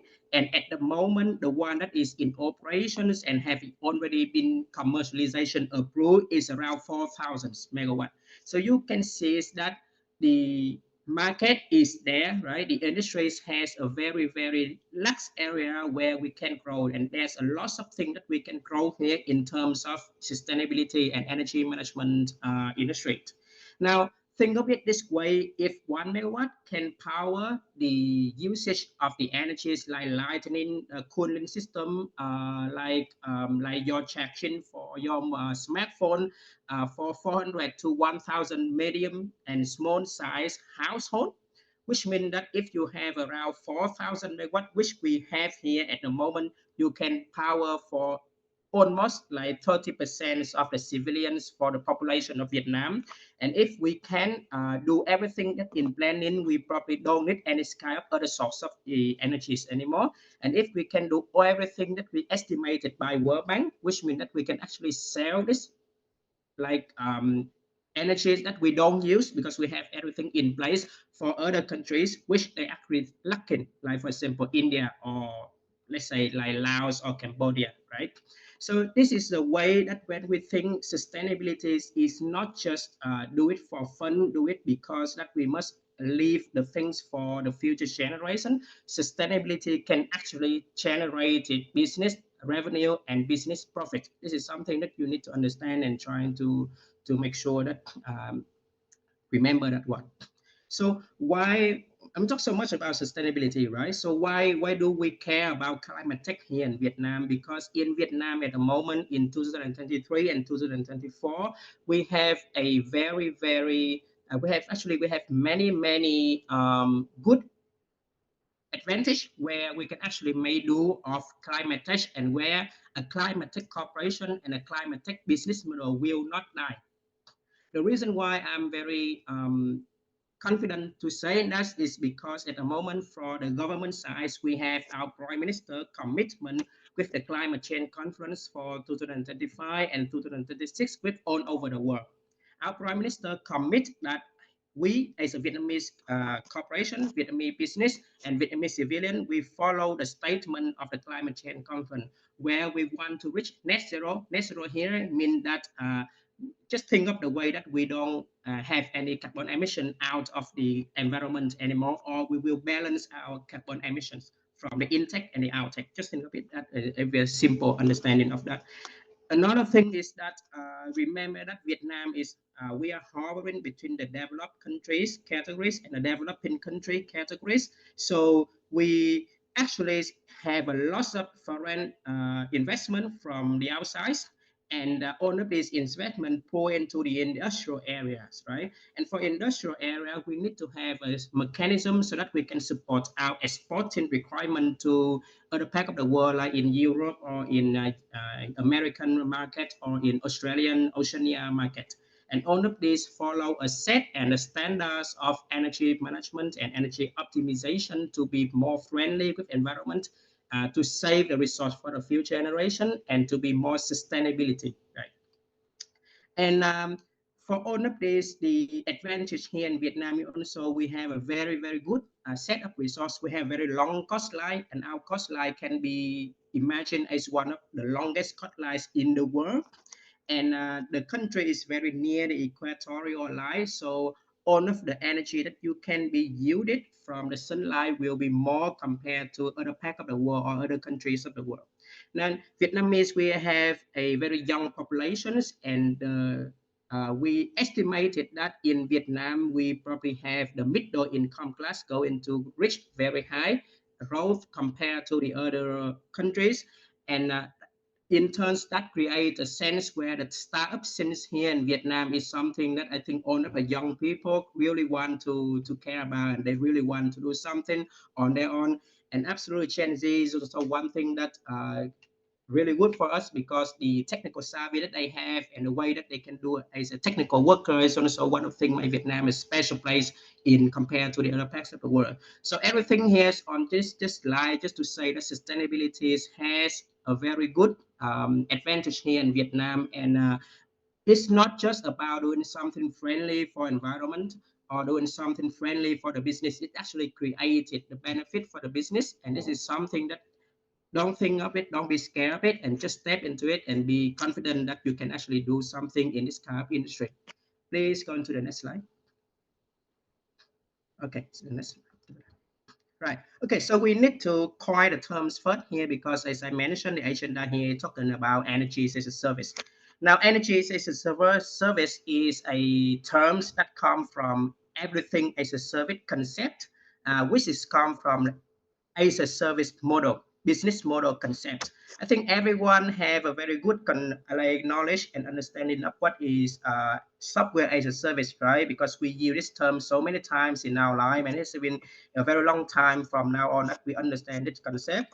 And you think of software as a service is a very simple thing, because you use Google Drive every day, and you use Google email every day, or even Outlook email every day, and this is the kind of software as a service or a platform as a service, right? Now, when you go into the e-commerce website, right, and you buy something from here, that e-commerce website is actually a platform as a service, right? And for the more professional level, when you use a database, for example, the Adobe database, where you download all of your PDF file and you convert that PDF file into the more different kind of verified extension time, that database is actually the database as a service business model. And for all of the gamer lover here that belong to these presentations, if you play MMORPG games or you play live service game like Call of Duties or Battlefield areas, all of these are actually as a service, but it marks itself as a game. So basically, I put a little bit of the picture here from the computer emergencies and response team for the EU institution, so you can have a more understanding, a pro more understanding of what is the element of the as a service model and everything as a service business concept. So you have the front end, and of course you have the back end here, and I can combine everything that I'm just saying here in one sentence, that everything as a service or service that is powered through the usage of computing cloud. So we need a cloud, right? For one-stop shop workspace, and we need that workspace so that every stakeholder from any part of the world can go in just one workspace only to do whatever that is the computer cloud that the computer cloud that we mentioned allow us to do. And all of the deliverable that we requested will be delivered through that computer cloud for everyone to see in that workspace. So it's a very easy to understand concept of everything as a service business model. So related to energies as a service is the same as any kind of, like, let's say, game as a service, which means that you create for game as a service, you create a game, right? You don't sell that games, you sell the right to use and play the game to other people. And when a client buy, they have the right to actually play the game in whatever way that they want to.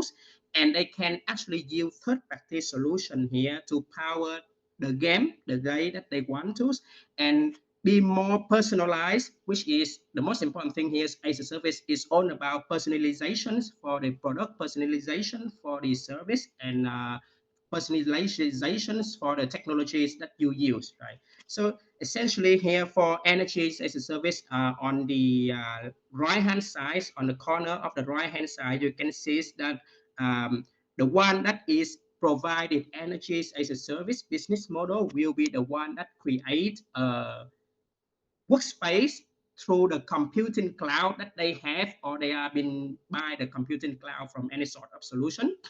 And they will put in their expertise in building information system.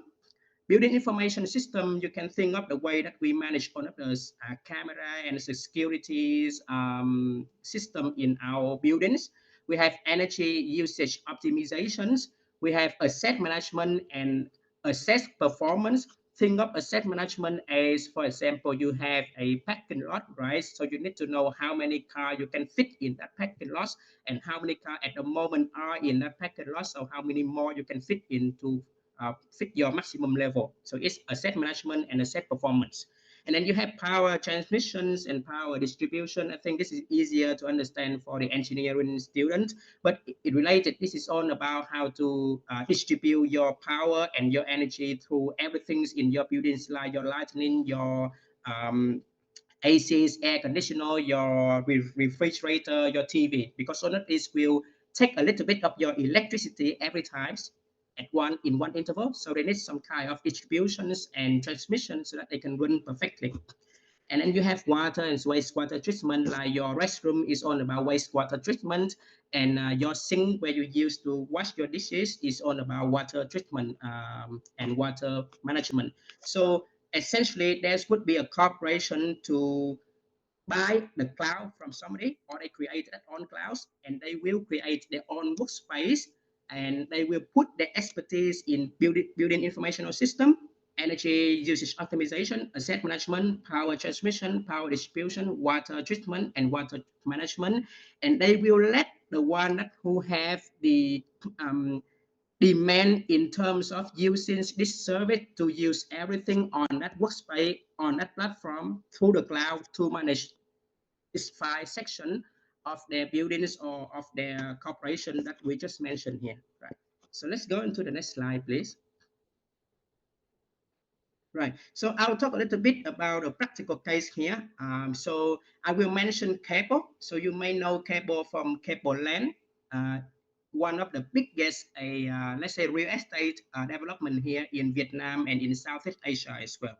So cable is a leading pioneer in energy as a service concepts. They are one of the biggest in terms of the market share for energy as a service concept. And as you can see from the picture I put on the slide, from your left hand corner, in the upper left hand corner, you have all of the concepts and all of the platform that they've been putting in all together.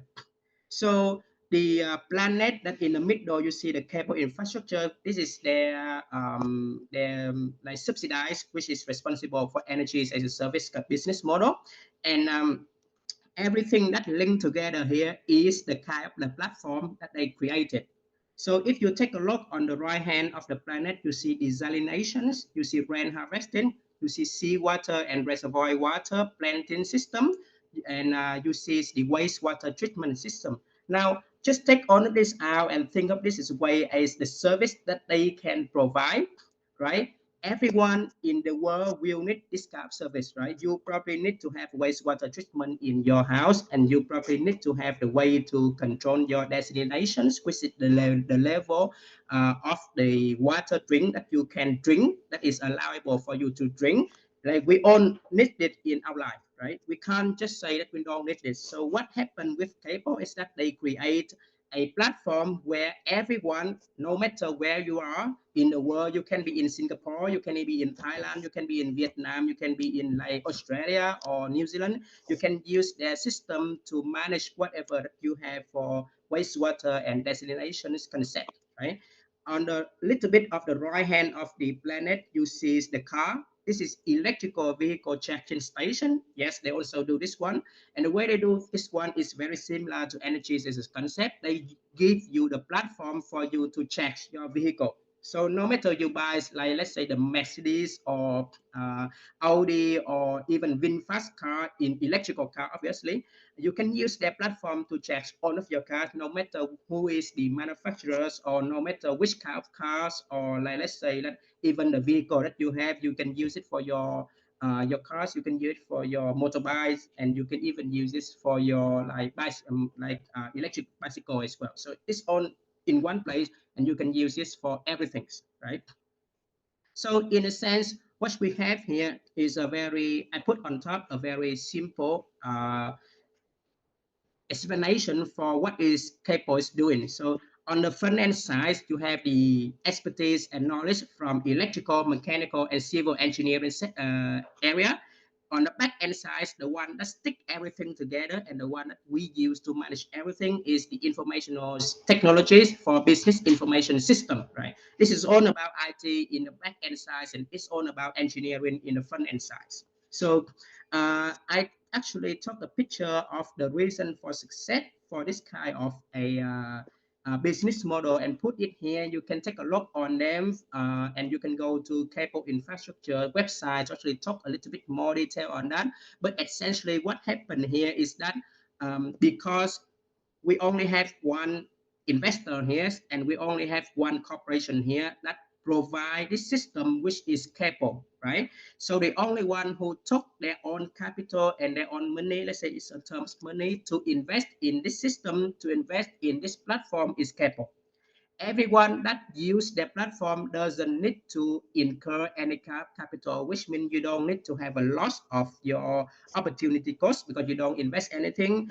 You don't need to on anything from the bank, so no loan interest, and you don't need to give your money out, so you don't loss of saving interest. So everything is in place. You don't need anything from your side, and you actually don't need your capital expenditure. Capital infrastructure here will be the one who do everything. So what happened when capital infrastructure do everything is very essentially to game as a service, or you actually take a software as a service. What happened is all of the maintenance, accessory replacements, and certifications and managements and efficiency improvement going through on that side. So there's all one corporation doing everything. So the way it happened is that it actually have more improvement in terms of efficiencies compared when you have more different kind of like corporation collaborate all together for this whole system, right? Okay, so if you go to Singapore, you can actually see perennial business city. I think this is they deploy this project anyway, and it's already be in place, and there have been people coming in and live in this city. This is it called business city because it's a district level compared to Vietnam, right? It's a district level, and it's the first one in the world, and also the first one in Singaporean where sustainable innovation in energy management and energy optimizations has been a widespread concept and has been deployed and commissioned all over the district, right? So it has four levels of solution here. The first one is solar panel, which is the solar farm where you take all of the energy from the sunlight. You have the electrical charging vehicle station, so everything and everyone will use electrical vehicle only. You have the cooling system. Think of it, the cooling system as your air conditioner. And all of this will be powered by the solar panels, right? It's not going through any kind of like brown energy, which is bad energy that we have. And we have a layer of decarbonization, which is very important for any kind of sustainability innovations and business. The reason why I can do this is if you take a look on the picture of the building and all of the percentage that I put here, and you can see the electricity going through the building will be used for all of this kind of system in these terms of percentage. And when you have an energy as a service business model putting in, all of these will be go through a sustainability assessment and sustainability optimization to make it more friendly with environment. So how can people, when they're doing all this, they invest their own money in this? What is the cash here? How can they get their own money in? How can they get their ROI? Where's the ROI coming from? So the ROI coming from the fact that they will sell you the system and then you will pay back the amount of the system usage fee, right, or subscription fee every month or every interval to them. So this is the way for them to get back their investment, and because they think about the long terms in actual scenarios, we found that the financial statement when we do some stimulation is a lot more higher compared to their more traditional market like real estate or traditional market like fintech, of course, financial market as well. Please go to the next slide, please. Right. Now, I'll talk a little bit some key projects here in Vietnam, just so you know that it has been here in Vietnam, and we are very, very fortunate that we are one of the leading countries here in Southeast Asia where we have this concept be deployed in our countries. Uh, the first one I'll talk about is actually also about cable. You can go to their LinkedIn. This is I take entirely from their LinkedIn, and you can follow them to understand that they have been putting the nerve center operations here in Thủ Đức cities, right? In Ho Chi Minh City, Thủ Đức sub-city in Ho Chi Minh City. So essentially, this nerve center is the one center where they utilize all of the AI, artificial intelligence, and also all of the big data analytic concepts into their operation to make sure that they can manage and control all of the energies from the cooling system. Think of it as an air conditioner system, right? So they invest the air conditioner and the platform as a service for all of the air conditioner all over Southeast Asia.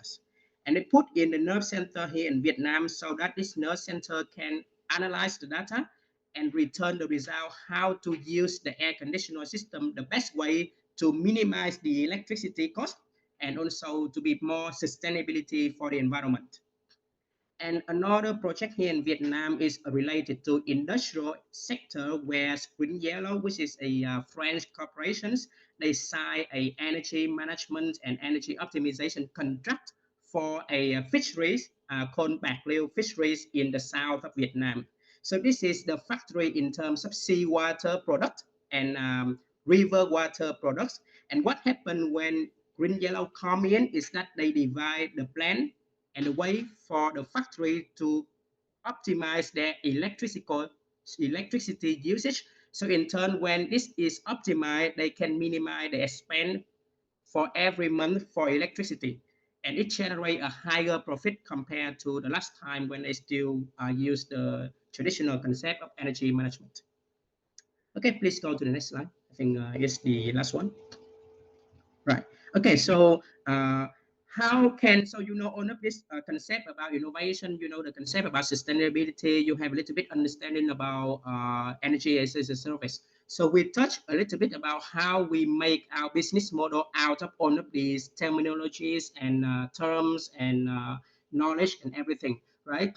So whenever you think about a business model, think of the way, as Mr. Dũng just mentioned on his presentation, think of the way of the basic level, right? So the basic level here for energy as a service is you have a front end for all of the electrical, mechanical, and civil engineering concept and knowledge. And you have a back end where everyone stitched together and where everything is managed, going through the information technologies of business information system, right?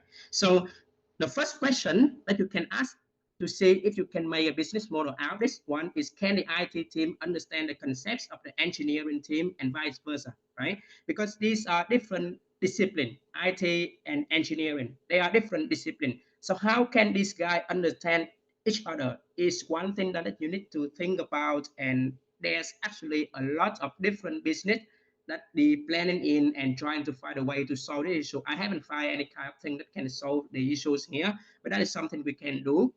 The reason why we talk about this as well is that because, for example, if you are from IT professional, you know that you use another kind of a very subset kind of operations and communications and collaboration platform like Jira, for example. And if you go from electrical and mechanical engineering, you know that you usually use AutoCAD, right, to draw and conduct your drawing in terms of engineering drawing. So when you have this different type system, how can we collaborate with each other? There needs to be a middleman or middle platform where they can facilitate this collaboration, where they can This middle platform need to let the platform that the IT team use to understand the concepts of the engineering, and vice versa need to let the engineering understand the concept of the IT team. So this is something you can think about as a business model, right? The second question you can ask yourself is that related to regulation, because think of this as a service, right? As a service, you need to have a contract to facilitate the usage of the service. So how can all of the stakeholder, like the one to provide as a service and the one to want to use as a service model, understand each other and in synchronization in terms of regulation aspect? This is something that is plagued Vietnamese market at the moment for energy management and energy optimization, is that the factories here in Vietnam does not understand and don't have enough knowledge about regulations and the laws and whatsoever related to this aspect, right? And the one who pay the money and the one who pay the investment, which is, for example, Keppel in our example, they understand so much about regulation. So it creates a sense in terms of what we have here is the displacement, and we don't understand each other in terms of regulation. So again, we need something or whatever someone can sit there and, for example, right now we use human resource to explain and to elaborate on the regulation or the contract document, right? But if you have thousands or hundred thousands or like a billion, or sorry, not billion, but a million customer and million household, how can you sit there for human resource and explain everything? You need machine, right? You need platform to facilitate on this. So these are also one of the business model you can think of, right? Now the last one, the last business model I want to talk about is the will the implementation methodology be suitable for all of the categories of the clients that we have here? Remember, energy optimizations and energy management is something that will very much related, heavily related to the government itself, and it will be regulated very heavily, and it needs to have a lot of capital to be invested to make a good ROI, right? So essentially the same for bank. Now, when you have underbanked and you have unbanked customer and clients in the rural areas and not so urban areas, and the bank cannot touch, it creates an aspect where fintech corporation can thrive. So essentially the same here, right? The investor or developer will mostly care about where the big get ROI come in, which means that the one from rural areas or small factories, like maybe for about 15 to 100 employee, will not be able to reap the benefit of the energy as a service business model. So there should be the way for this thrive by having some set of startup that is specialized in similar to fintech, underbanked or unbanked customer. So yeah, so this is my the end of my presentation. I hope that you have more information about energy as a service concept. You understand how to create a business model out of this one, and don't be scared. As the last I can say is don't be scared. Step into this sustainability innovation industry is very difficult, but I believe that you guys can do it because this is quite simple when you get the concept itself. So thank you. Thank you, Mr. Hui, for your enlightening discourse on session 2. Now that session 2 is concluded, let's move on to the Q&A session. This session will be facilitated by Dr. Timothy Hill, lecturer of digital business, RMIT Vietnam. May Dr. Tim begin the Q&A session. All right, thank you very much. Thank you, Mr. Hui, for delivering that wonderful presentation. I must say that given the very limited time, but as you mentioned earlier today, that this is what you're passionate about, and we need to hear from an expert like you regarding your field. All right, we have a couple of questions, and I would like to briefly go through. At least we have 3 questions for now. So the first question is, how is energy as a service influencing the broader energy market and traditional utility business models? Right. So think of it this way, right? Energy as a service, as I mentioned, is a blend between IT discipline and between energy management, energy optimization discipline. So the traditional energy industry is very similar to building constructions. it's very heavy in terms of regulations, and it will be very heavy in terms of, let's say, the process, right? It is not something that can be done, or when you have one project, it takes years to do it.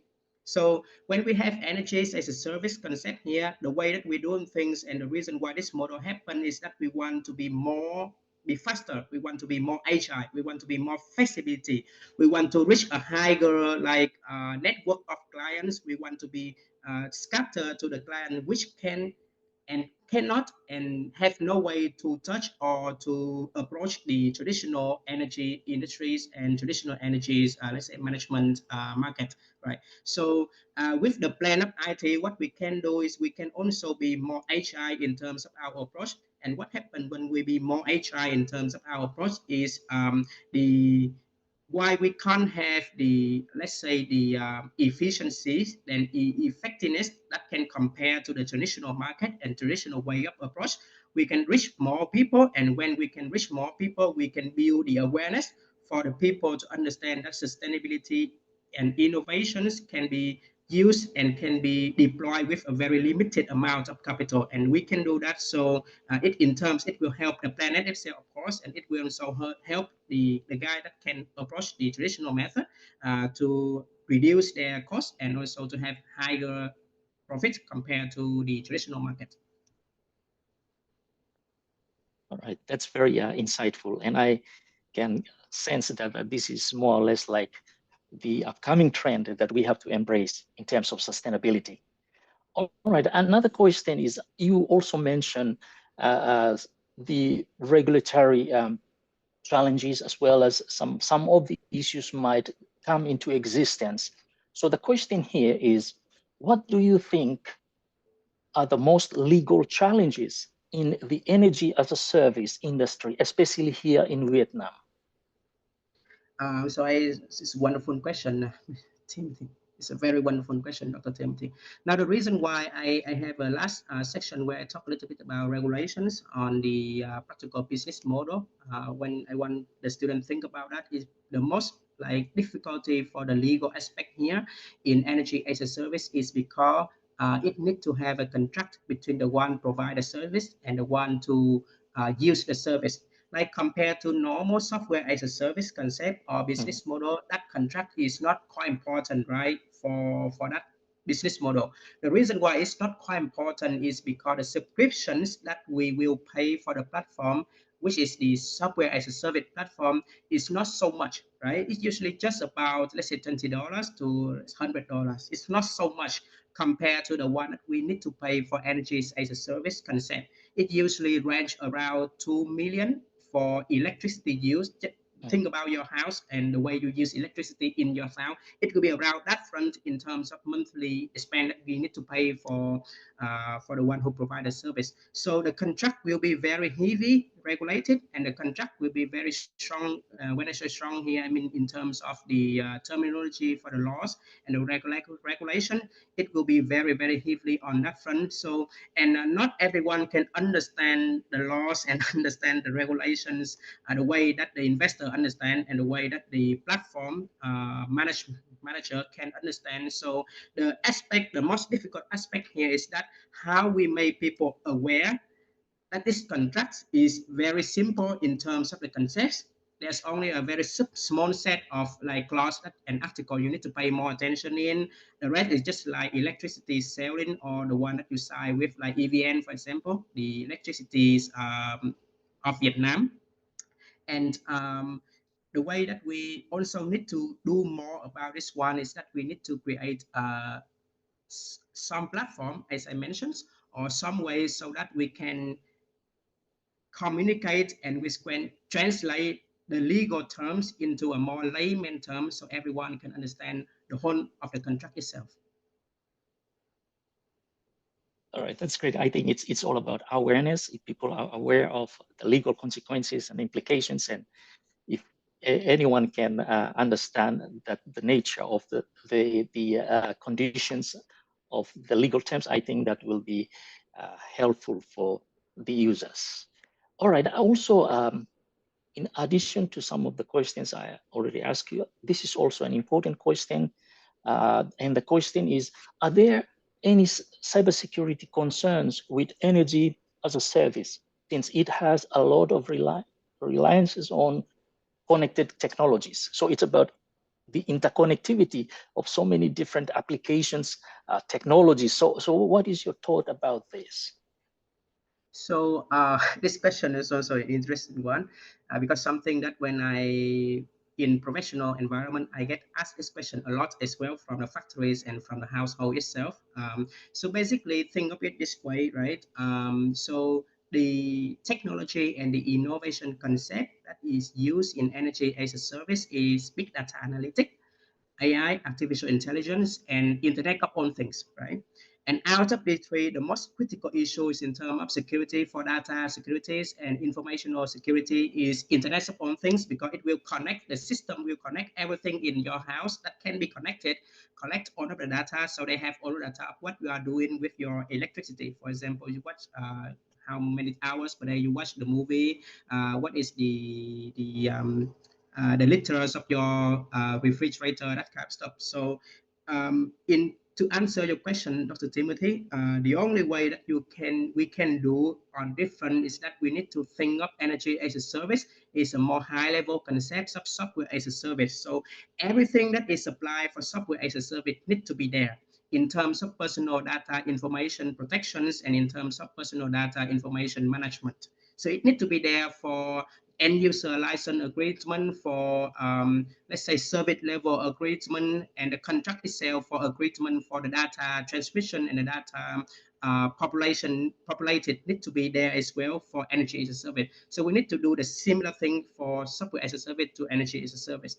Another thing to note is that it is good for our like Vietnamese countries because that the government just released, I think like 2 months ago, a data protection act and a data protection guideline in I think July this year, where they stated that this kind of data is belong to us, which is the end user, and we have the right to delete this data if we want to, and we have the right to block the transmission of this data from one, let's say one corporation to another corporation, or from Vietnamese to another part of the world like Australia or America. So we have that right as the end user.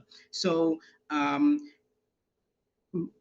we need to exercise the rights as an end user. So every time that, for example, you use it's not just the energy as a service, but also software as a service in Vietnam, that you feel that your data is threatened to be transmitted to another party that you don't know, you have the right to actually ask the corporation to stop the transmission, and you have the right to ask the corporation to delete your data. So use that as, because it's the right that we need to exercise, and it's also very similar to software as a service that we have here. All right, that's great. That's great. All right. Those were the questions the students would like to know, but also in addition to those questions, I would like to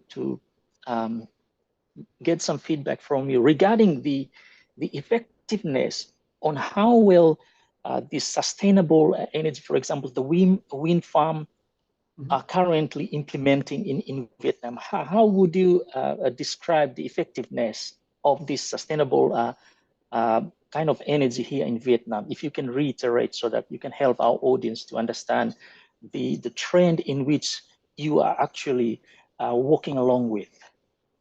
Sure, thanks, Timothy.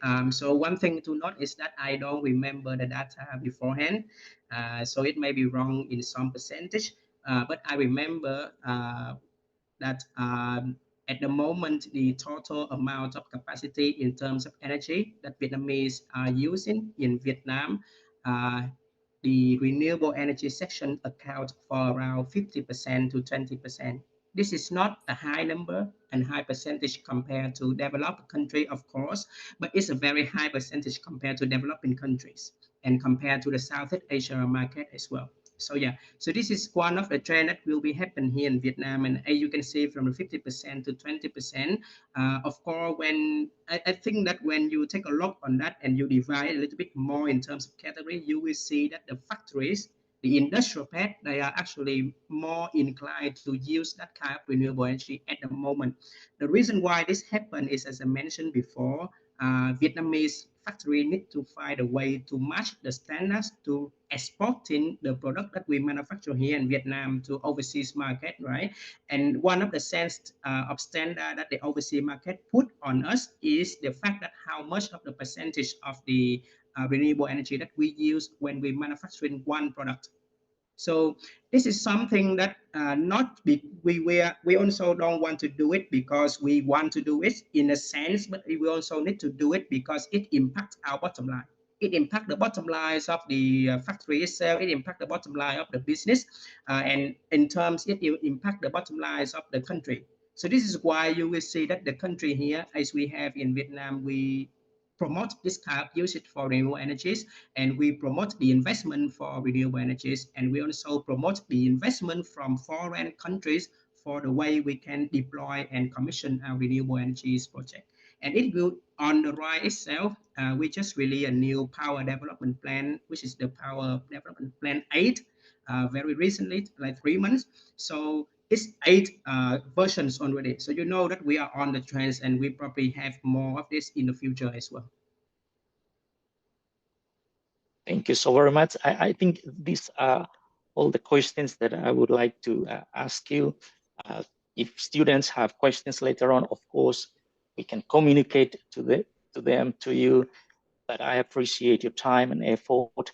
I think we are working well within the 15 minutes boundary. So thank you so much, Mr. Hui. I appreciate your presentation and all the feedback from the questions.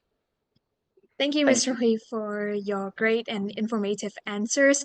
And also thank you, Dr. Tim, for facilitating the second Q&A session. Now, move on to the Q&A session regarding the competitions.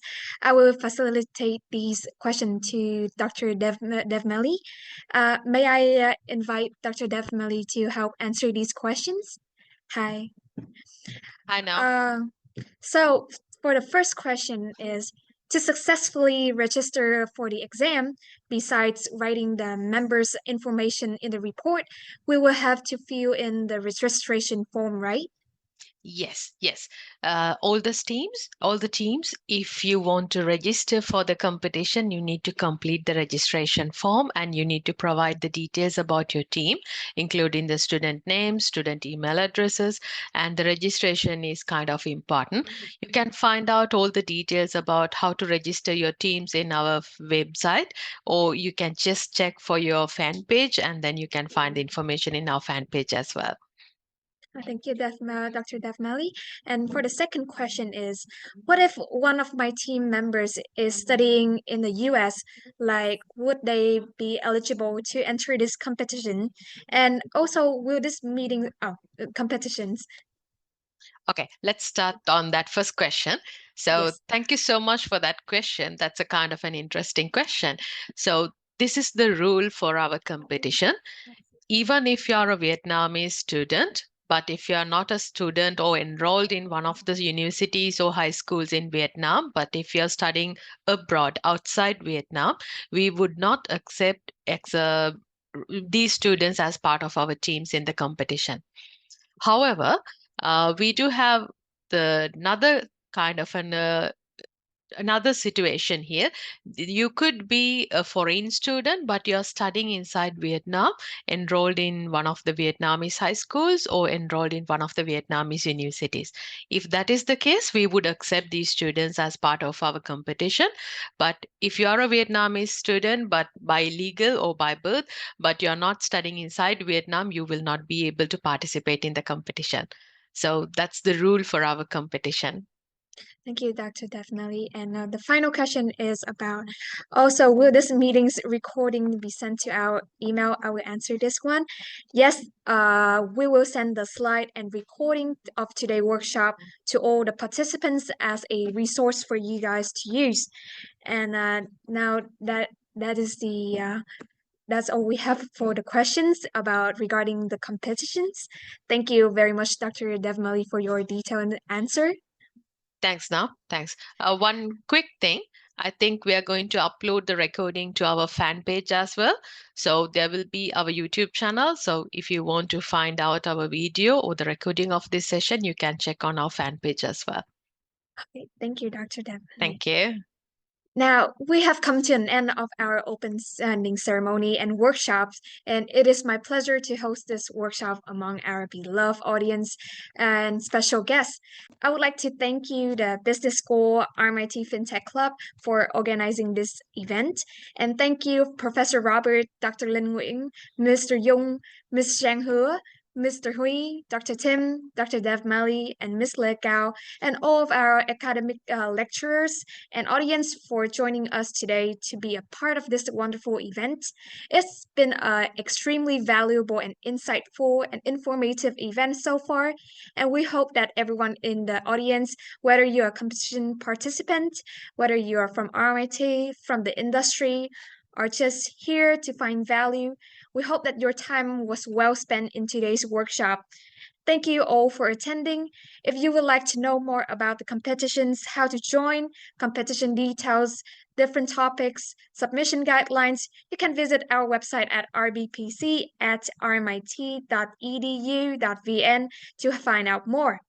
And tomorrow marks the continuation of our second workshop, offering an opportunity for a more profound grasp of RBPC. Your presence would be most welcome should you wish to take part in. And once more, a heartfelt thank you for investing your valuable time in our workshop. Wishing you the very best ahead.